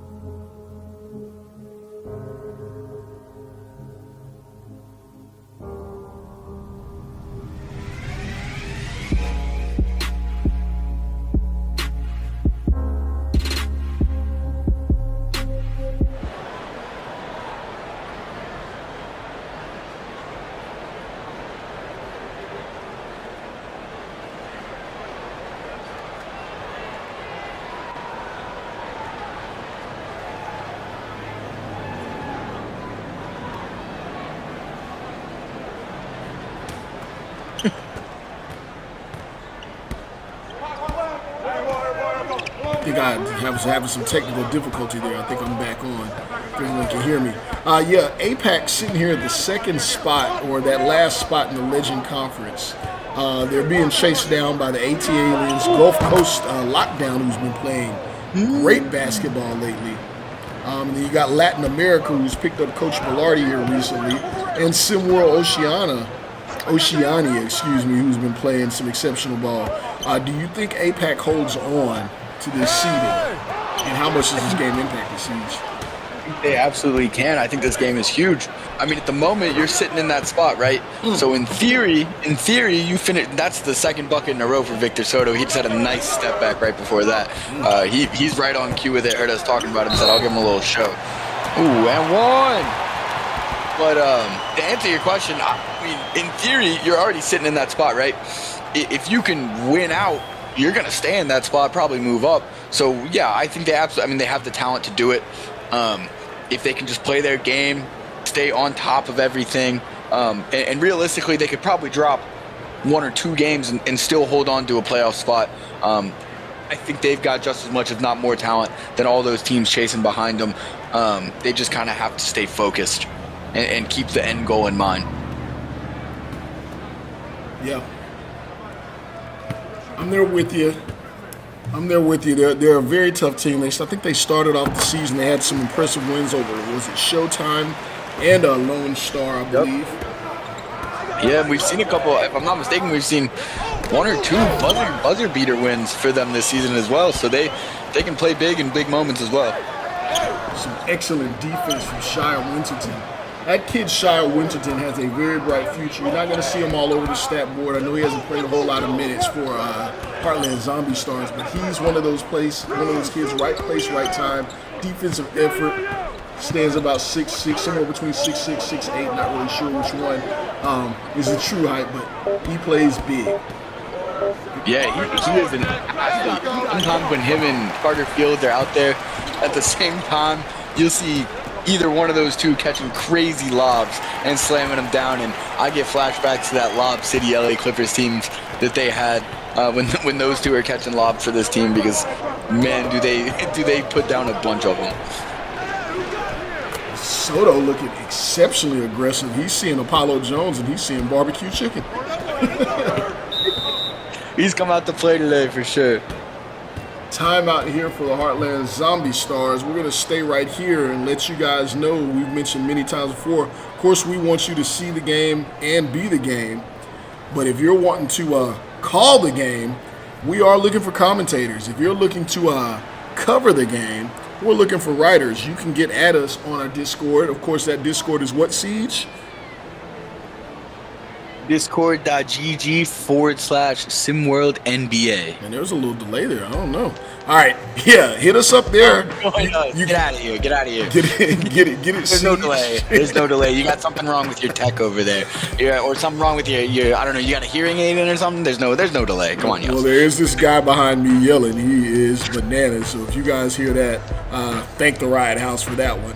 Assuming he was at the last concert. That's actually my buddy Ronnie Delay. So there is a delay. That makes sense. Cut it out. We are looking for commentators and writers are wanted. If you can hear why, Siege is nuts over here. Discord.gg SimWorld NBA. Shoot me a message. Shoot any of our sports media guys a message. We're looking for people who want to join in the fun with us. But right now we got a good one going on, Siege. 24-18, Asia Pacific leading the way. Zombie Stars fighting hard like they always do in the Riot House.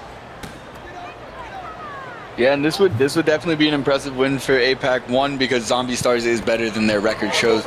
Two, because anytime you can come into this arena and not be scared away and be able to actually walk away with a win, that's also impressive. So they do need this win. Not necessarily need. They could make the race to one without it, but it would be a really nice win to have.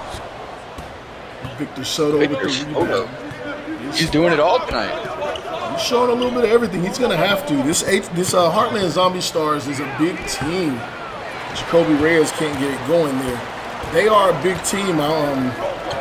But APAC has very good size, and that's normally where they've been able to capitalize in their matchups. But Heartland Zombie Stars is just as big as they are.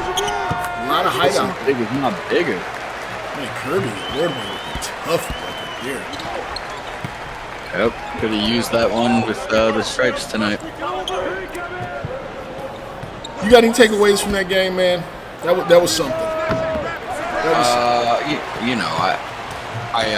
I'm gonna wait to see if we hear anything from any of Indy's personnel before I give my official takes. I don't want to find myself in the crossfire. I am more than certain. I think we heard. I think the press conference went down as they always do for all of our televised games. I think Barkley said it. I think he came out and said that he felt as if he was punished by not starting. So he really didn't have much else to say. Nothing. I don't want to make a bigger headline than there needs to be, but he definitely did comment. I think that was the only response that we heard from the Indy Stripes in regard to this game. Yeah, you got to wonder what's going on in that locker room after a game like that. I mean, I know there was all that turmoil leading up to this game, and I said on the broadcast when we were over there that there's one or two things that come from it. They rally around it, get past it, are a better team from it. It's a little unfortunate they had to go up against Bay Area as their first team after it, because that's not an easy team to go up against. But it's looking like they're leaning towards that. That could be the culmination of a frustrating season, and they're going to be looking forward to next year. Oh my goodness, Carter Fields throwing it down. It's a riot. That's all I can say. Carter Fields, man, he is a freak athlete. Listed at 247 pounds. I'm not sure how true that is, but he definitely comes through with the force of a guy that big. 6'9", out of another North Carolina product.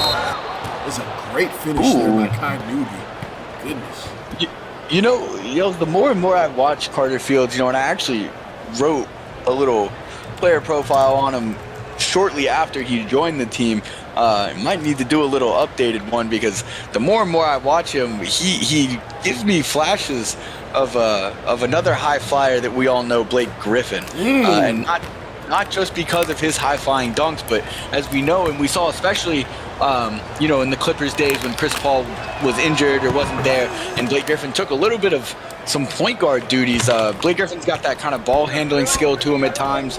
He's got a little face-up game, things like that. Carter Fields does have that in his bag. He is more than just a dunker. We've seen him drive to the rim well, handle the ball well, things like that. And the more and more I watch him play and progress, he does give me flashes of that man, Blake Griffin. And I agree with that, and I feel like you and I are having the same social media feed. You must have seen on social media those highlights, those throwbacks of all the Blake Griffin ball handling, shooting jumpers. He got really crazy in Detroit. Yeah, he just showed us everything. When he was in Detroit, he looked like a full all-around player. He could do everything. Yeah, it was going to get pretty scary before that injury. Pretty scary. I do see a lot of that in Carter Fields myself. I agree with that. That's pretty good talk. Yeah, and I think he's just going to get better. He's just going to get better and better, and he's known for his high-flying dunks, his strong antics. We just saw him put a poor member of APAC on a poster, but he can do a lot more than just that. That's a really tough bucket by J.D. Reyes. Jacoby Reyes, J.D. Reyes, Kai Newby. These guys can all go get a bucket, but the Giannis lookalike on APAC, I think he normally makes the difference. Number 34 in the middle, 6'11", 240. Out of Philippines, Stephen George.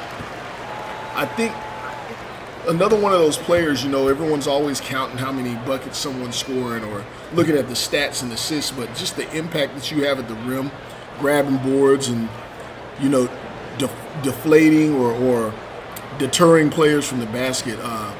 Stephen George has quite an impact on this APAC team. Yeah, I think he's one of the more underrated big man defenders that we have in the league. I don't necessarily think he gets his due, because he doesn't do a whole lot on the floor, but what he does do, he does really well. And that's exactly what you named. He's a great paint deterrent. You really don't want to go in there against him. He's strong, he's big, he's intimidating. You mentioned he's a Giannis lookalike, and that's not a guy you want to see facing you down when you drive to the paint. He does a lot of he does his job very well, and he is a key contributor to this APAC team. Speaking of intimidating, you were talking about good eats out here in the Ohio area as Jacoby Reyes knocks down another one. Look at this wonderful host here at the Riot House who brought over a plate of brats for us to try out, man. I'm going to tell you, intimidating-wise, I'm not going to eat this just like this. I'm going to have to cut this up. I'm going to have to cut this up into sections, but try this out, man. You first? Did we just see what we just saw from Brian Webb? I didn't know he could do that. I didn't know he had that. The question that you really want to ask, I know what it is. Is that allowed? And I think tonight, it's allowed. I don't know if that's allowed. I don't know if that's allowed. I'm just gonna ask him not to do it again. I really don't want to get this Riot House too riled up. I'm a little bit scared. Jin Song Jang with the follow there. Another one of those guys with timely plays for APAC. They've maintained a solid lead here. Yeah, absolutely. And that's another thing about APAC. You mentioned he makes timely plays.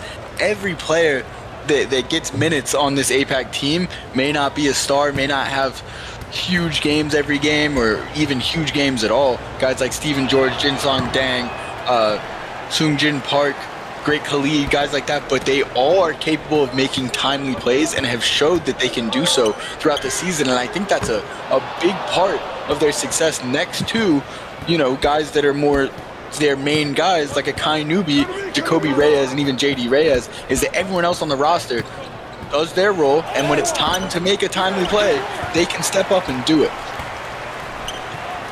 Renzo here with the rebound.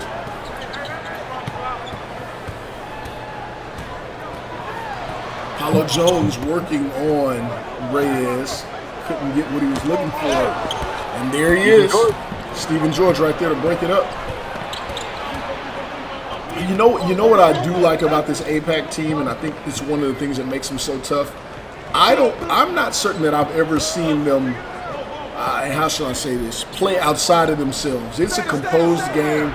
You never see them trying anything that they can't do. Always. I think you put it perfectly. Very composed. They know what they're going to do. They know their game plan, and they do it. They don't freak out. They're not a team that panics at any point in the game. And they're not a team that gets complacent when they get up. They play a consistent game no matter what the score is. And that sometimes is a refreshing thing to see, especially at this level of basketball with these younger guys, is a team that is going to play a consistent game no matter what the scoreboard is. 10-point lead here. Zombie Stars hoping to get a stop here. Maybe they can have it single digits heading into halftime. Renzo Bryant with the ball. What's he going to do? I think he's going to take this all by himself. Puts the brakes on. Tough shot. Can't get it to go. APAC's going to head into halftime with the double-digit lead. Siege, what does the Zombie Stars need to do to get back into this game? I think they got to keep playing their game. We were just talking about APAC is a very composed team. They're not a team that's going to panic. They're a team that's really hard to throw off of their game. And a lot of what Heartland's game is kind of playing just like their stadium would suggest. Play like a riot. They kind of try to throw other teams off their game. So it's a little bit of a mismatch for them in terms of team identities. But what I think they can do is Carter Fields came out hot. Keep drawing up plays for him. Go to him, get him inside, get him a couple more of those slams, get the team going. I would like to see a little bit more Shia Winterton out there too. I think he could be a good difference maker, especially against some of the intimidation down there with Steven George. That's what I'd like to see them do. Play through Carter Fields and just play tough defense. We'll see if they can get that going here in the second half. Keep it locked here with SimWorld TV.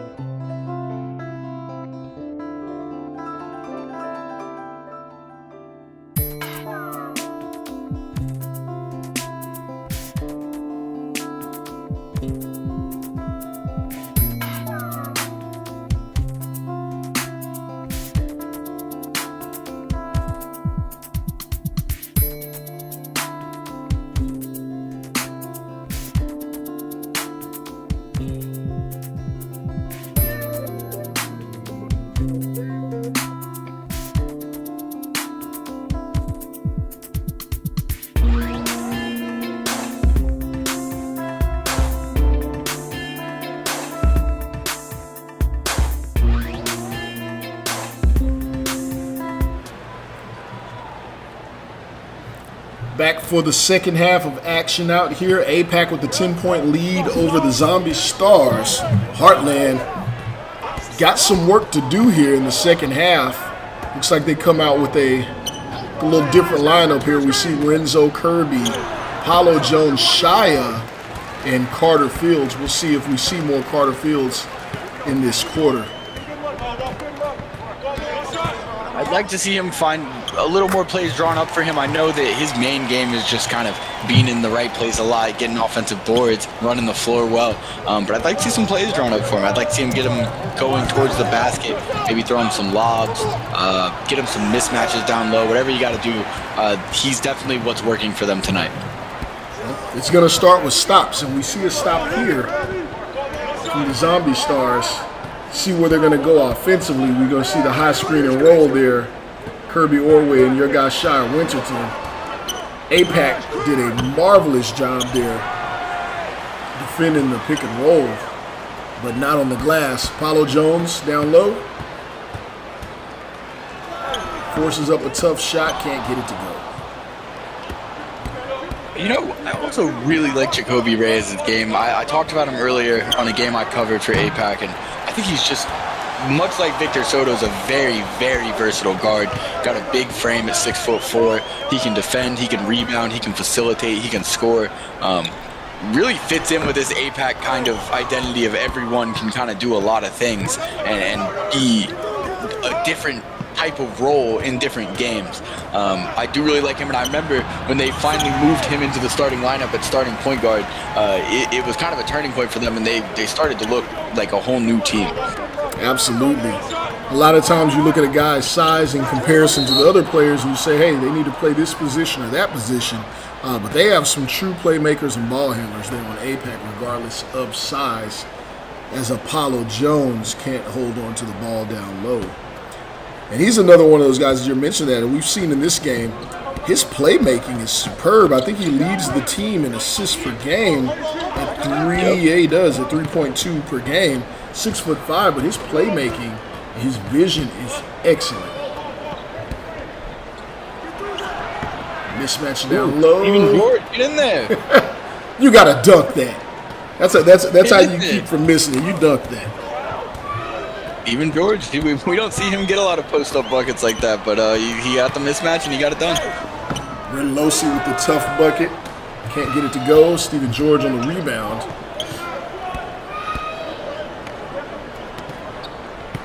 There's J.D. Reyes, another one of the Reyeses.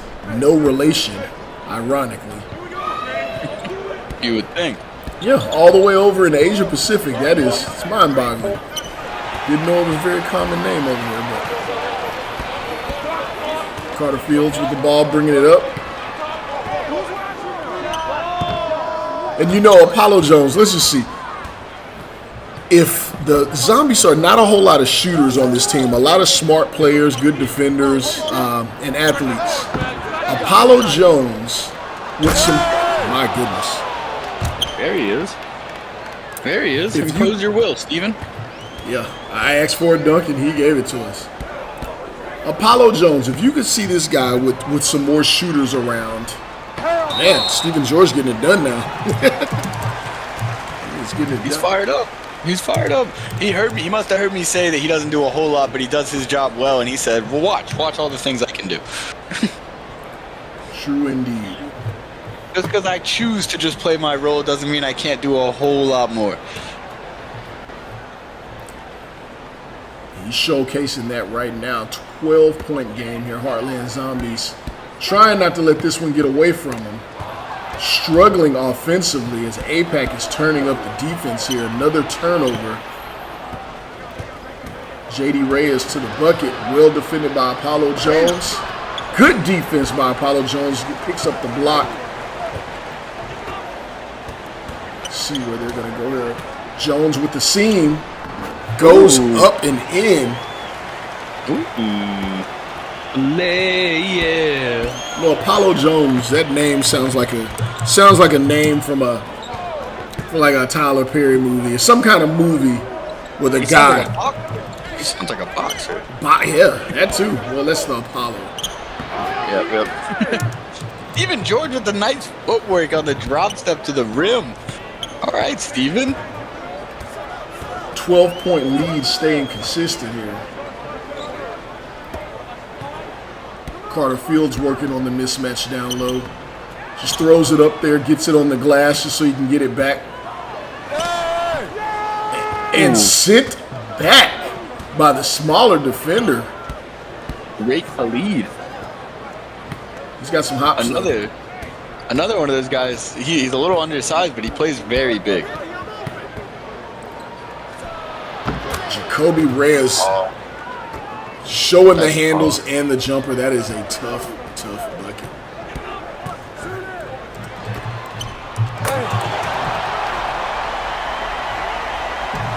Big bucket here to try and keep it going for the Zombie Stars. Seeing if they can inch back into this one. They're going to have to get some stops, and they're going to have to find some consistent offense. But Coach Skinny's going to call a timeout because the defense did not start there. Siege, we're going to take a quick break. Ask everybody to stay here with us as we'll be right back.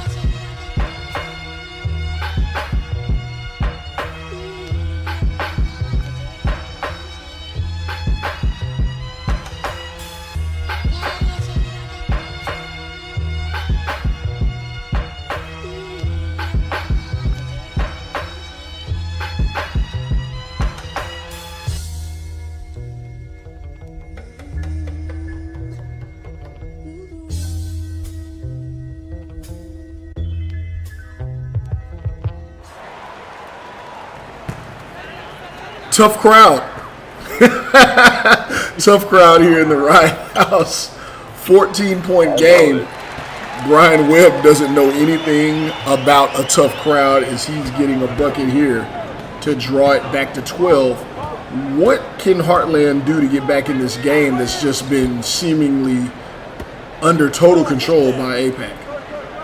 Well, I think that right there is going to be a great option for him. If Brian Webb can get it going, we know that he's their leading scorer. We know he can heat up at any moment. If he can get it going, that's going to be a big help. Other than that, go through this guy right here. That's not the guy I thought it was. We're going to want to go through Carter Fields. The headbands and the similar hairstyles for everybody on this team gets me confused sometimes. But go through Carter Fields, get Brian Webb going. Those are, I think, your big things right now. If Kirby Ordway can maybe hit some shots and get himself going, those are the three guys I'd like to see them with their 20. He's having a big game tonight. That was a beautifully run pick and roll to get the mismatch. You know, normally the mismatch is run to get the mismatch on the smaller guy out on the perimeter so he can go by him. But you run that pick and roll and throw that lob up to the big man. It is a thing of beauty. Goodness. Brian Webb getting another bucket there to keep it close. This game is nowhere out of reach yet.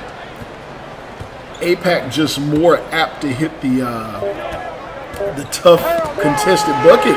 Ordway with the steal. That's another thing. If they can create turnovers, gets out on the break. Caden Randolph. We don't get to say his name often, but when we do, it's normally thanks to a finish like that.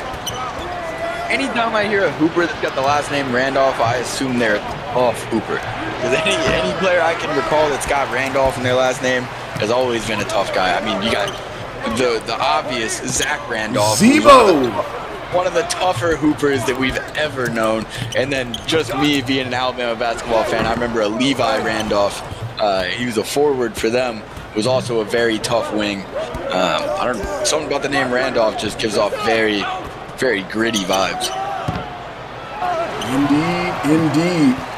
10-point game. Another chance for Heartland to get it in single digits, but no, says Stephen George. Not on my watch. And he's got his footprint all over this game. Indeed, he does. Fourth quarter action coming up in the late night game here in the Riot House. Stay tuned. We've got more action.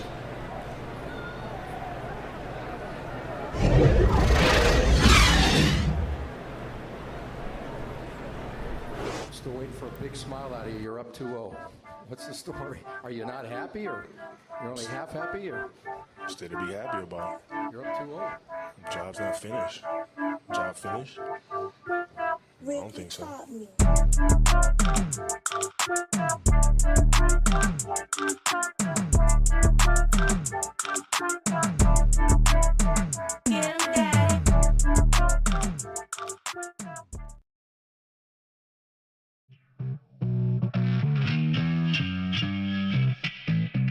Came up on a rock and roll.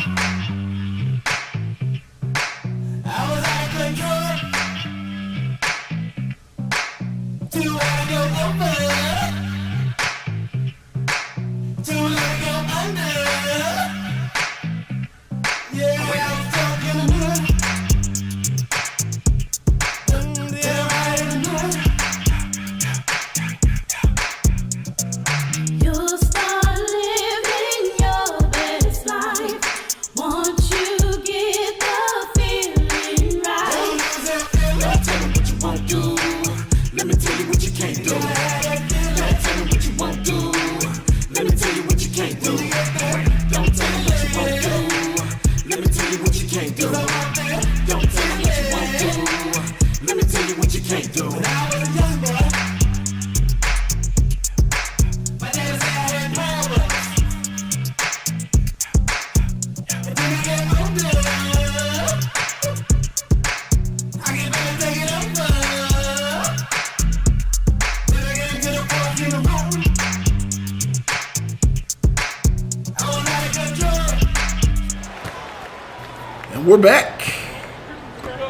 8 minutes to go. Zombie Stars hoping to rally here at the end of this game that APAC has had firm control of from the onset.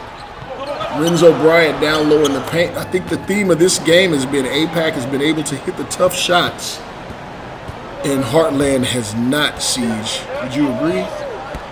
Absolutely. Heartland struggled a little bit to get any kind of offense going. Whoa. Get Renzo a map. Get Renzo a map. I hate it for him. I love Renzo Bryant. Really great guy. That was unfortunate. It's a great defender too, but not right there. It's been APAC is playing their game. We've mentioned it a couple of times. They're very consistent. They're very calm, collected. They're just doing their thing. They've got a lot of very efficient contributions tonight. Stephen George, who's had his footprint all over this game. 10 points, 5 rebounds, 5 blocks, 5 for 5 from the field. I mean, he looks great tonight. Victor Soto, 10 points, 7 rebounds, 3 assists. They're just getting contributions from everywhere, and they're playing their game. That being said, this game is not out of reach at all. We still got about 7 minutes left. Oh, he's gonna cock that one back. Yeah. He said, forget about that little shakeup I had on defense. Just watch that. Watch that. It's a 6-point game. It's well within reach. And this is where we're going to really get to see that APAC is not going to panic. They're going to keep playing their game. But I will say it looks like they are a little bit. Yeah, I've seen them come out of their calm play style for a couple plays here. We'll see if they really back in. You do expect Renzo. Renzo's taking over a little bit. You do expect the calm collected, but then you also do have to keep in mind these are teenagers. So they might get a little shaken up at times. Hopefully coach can rally them back in. They can rally themselves back in, keep their teammates in check. Newbie's been a little quiet in the second half. Would like to see him get going again. 4-point game. I'm not even sure Newbie is on the court as Victor Soto quiets the crowd with a big-time bucket. Foot is on the line. You only give him 2, but the impact is the same as far as taking some momentum here. Where's Heartland going to go? Shia. And I'll say what I'm seeing as a factor here is there's no Stephen George on the court at this time. And Heartland is absolutely taking advantage of that lack of size on the court right now for Asia Pacific. Yeah, after Stephen George, they do have guys who are undersized but play big in Jinsong Dang and Great Khalid, and even in their guards, Jacoby Reyes and Victor Soto. But that being said, not big enough. You take Stephen George off the floor, their next biggest guy is 6'8". So they are absolutely taking advantage of that right now. Leachy. 4-point game. Looking to get it within striking distance here. Bad pass, Jinsun Dang. Oh, and a mental error there. Newbie's just going to step out of bounds with that one.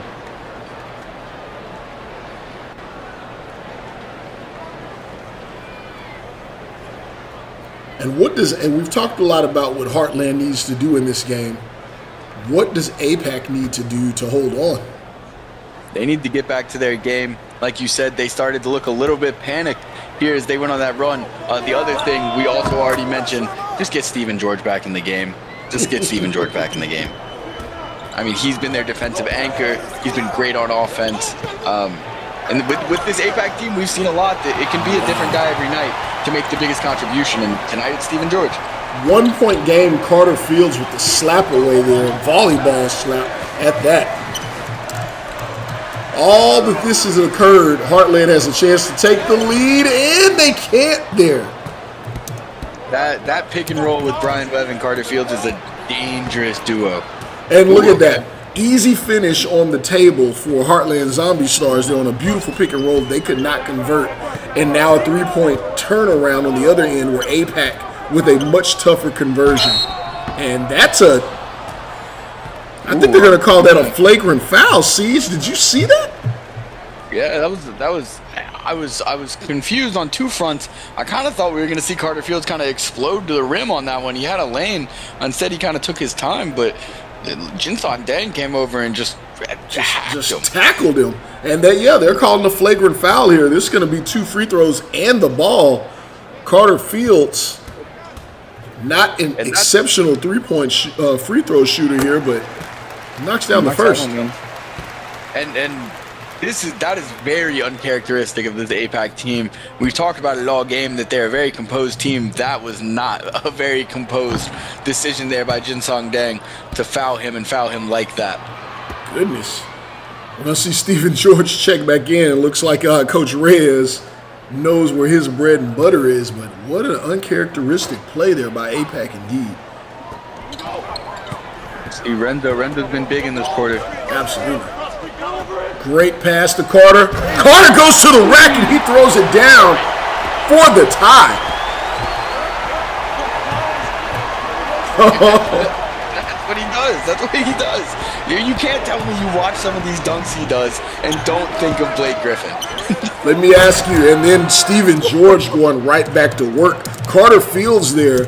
You think he's a little frustrated after that flagrant foul. He might be ready to go. Sometimes you poke the bear. We saw it in the NBA playoffs with Jimmy Butler, early Jimmy Butler.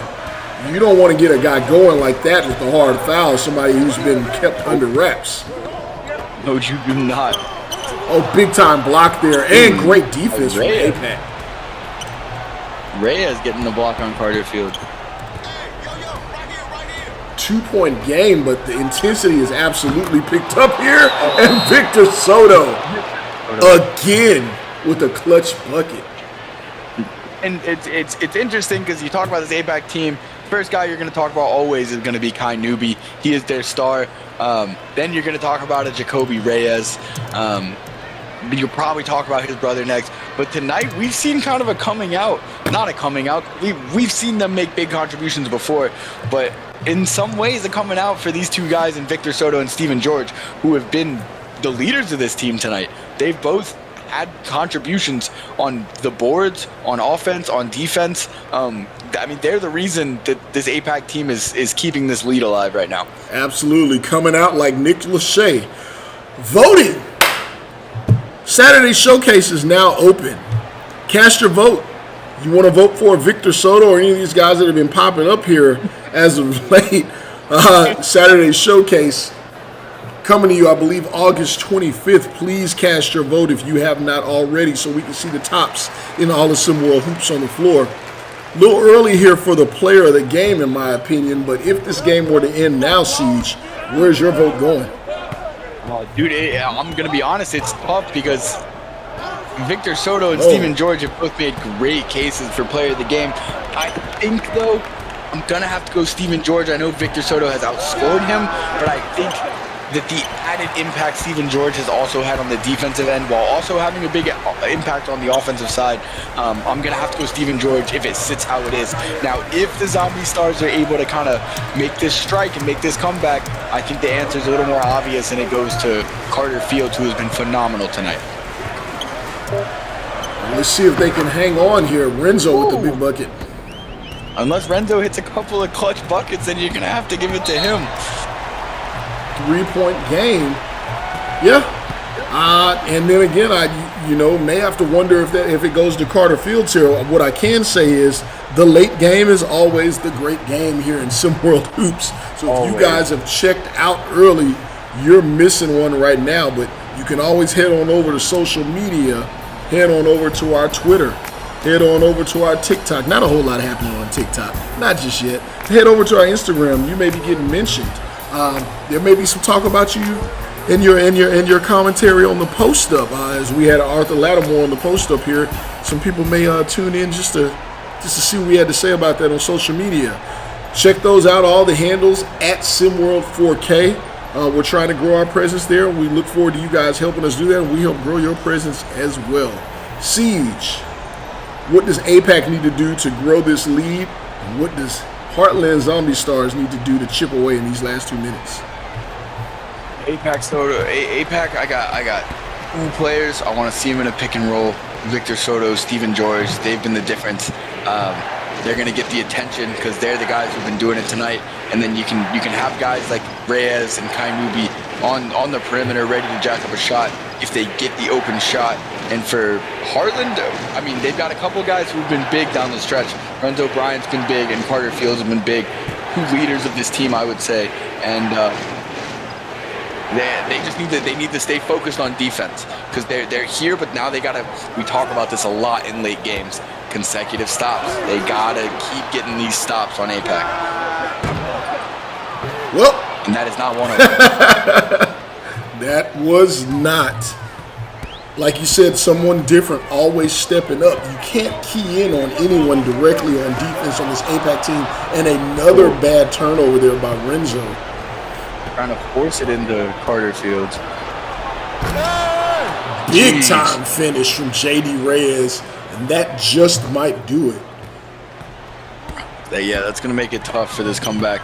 I think that last possession was exactly what they didn't need to do. It's hard not to panic in this moment, but you can't force plays, and that's what we just saw in these last 2 possessions for the Zombie Stars. Just over a minute left, 8-point lead. APAC taking their time. Heartland Zombie Stars are going to need a miracle to pull this off. There's a terrible possession, and that is how you can mount a comeback in a short period of time. But the turnovers. Siege. Nope. The turnovers. What's Steven George doing? Not quite sure what that was all about. I know you want to run down the clock, but you got to get past half court first. On a rush shot there, I don't think it's going to make much difference here as Carter Fields brings it up. Great take, good handle. Ren Losi. 6-point game, not out of reach. Anything can happen here. Full court press is on. He's lucky there was not a flagrant foul called there as he slaps Soto across the face. Not we're going to get to see Victor Soto add to his scoring total on these free throws. Coach Skinny not looking happy about how this game has unfolded here late. I wonder what he'll be telling his kids about all of these turnovers that we have seen. You know, those are the kind of things that have to be tightened up. And we talk a lot about the returning players that they're going to have next year. And those players are just going to be better for the season that they had. You know, you go through kind of these things, you make the mistakes, you learn from them. And these are all guys who are very locked in. They're guys who are very willing to take criticism, be better, things like that. They've got great leaders in Renzo Bryant, great locker room guys. So, again, what I will say, though, is they put up a great fight. They made the little comeback, they made the strike, and then the turnovers really did it. The turnovers hurt them at the end, and the good news is, the silver lining is, turnovers is something that can be improved upon. Turnovers is something that you can say, hey, we got to be a little more focused, we got to take care of the ball better. That can be improved upon.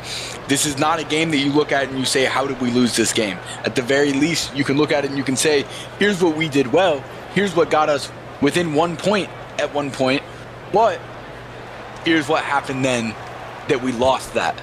So there's a very clear cut, this is the work we need to do going forward. I love the fight that they put up here in the Riot House. I'm sure they made their fans proud, but we're going to want to get out of here as quick as possible. These fans are not to be around after a loss, so I hope they've got the SimWorld jet ready to go outside. But other than that, really great game from Heartland, even better game from APAC. They got great contributions from some guys that are not always heralded as star players, but they looked like it tonight in Stephen George and Victor Soto. Excellent game here. Love to see how APAC closed it out if you're an APAC fan. Not so much on the Heartland Zombie Stars side. Not so much. Pretty bad turnovers to close out this game, but these kids are young. They'll bounce back. Like I said, Heartland Zombie Stars trying to set up for their future next season, and they've got some talented kids here and a very bright future ahead. Absolutely, I'm excited to see what they can do next year. And they've got a great coach. They've got a great atmosphere at home.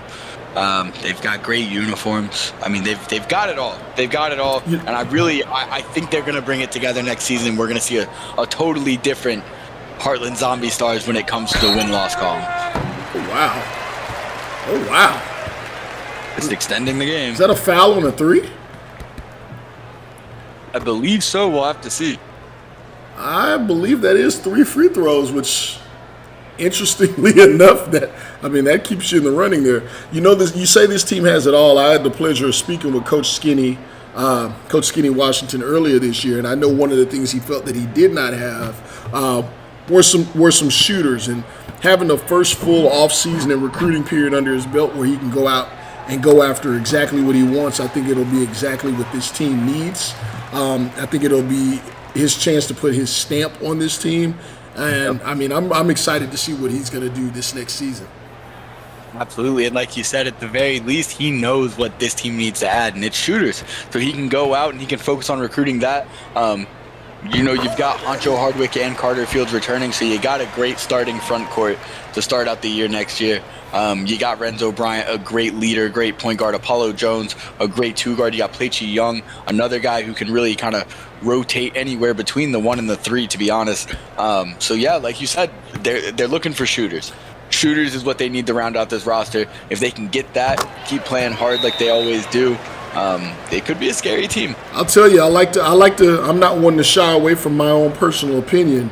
I'd like to see Apollo Jones get to run some point guard and see Renzo play off ball. I know he's got that slender frame, but I'd love to see what that looked like with a Renzo slashing to the rim at maybe the 2 or the 3, and Apollo handling the ball. That'd be a sight to see, in my opinion.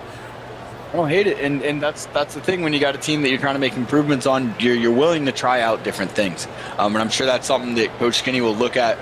He's a guy who's going to explore all avenues to make his team better, as any great coach should do.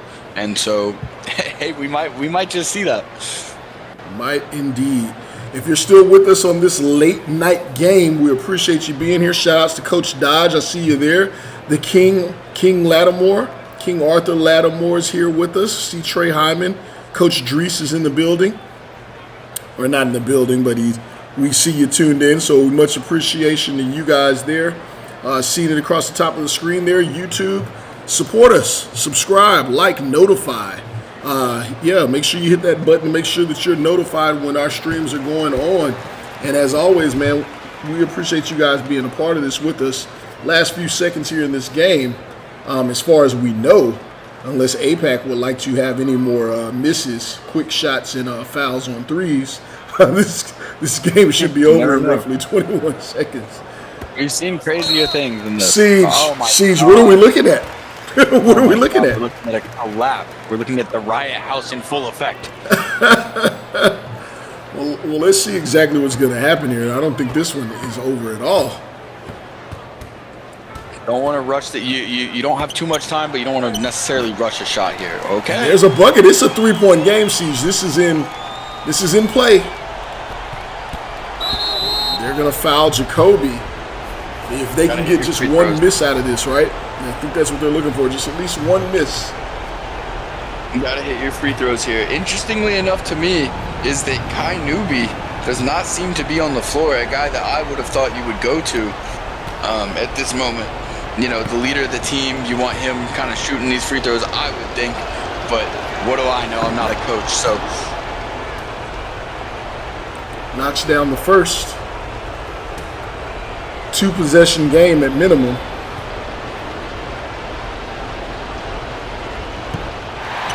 This is the second. No timeouts, though. Gotta hurry. Brownwell puts it up. Not going to go. That's going to do it here at the Riot House. Good game. I think we got a good finish and a bad finish at the same damn time in this one. Siege, it's a pleasure here calling the game with you, man. You know I'm not normally on these. I don't want to be on many more, but if I had to be on any, I enjoyed being on this with you. For our SimWorld production crew, for everyone on SimWorld TV, everyone that's a part of SimWorld Hoops, we want to thank you guys for joining us. Make sure that you are tuned in tomorrow morning early. We have the early games going on ESPN2 SimWorld Atlantis. We'll be hosting Gotham 5, and then we have some Saturday action as well. But as usual, we appreciate you guys tuning in and see the game. Be the game. Be the game.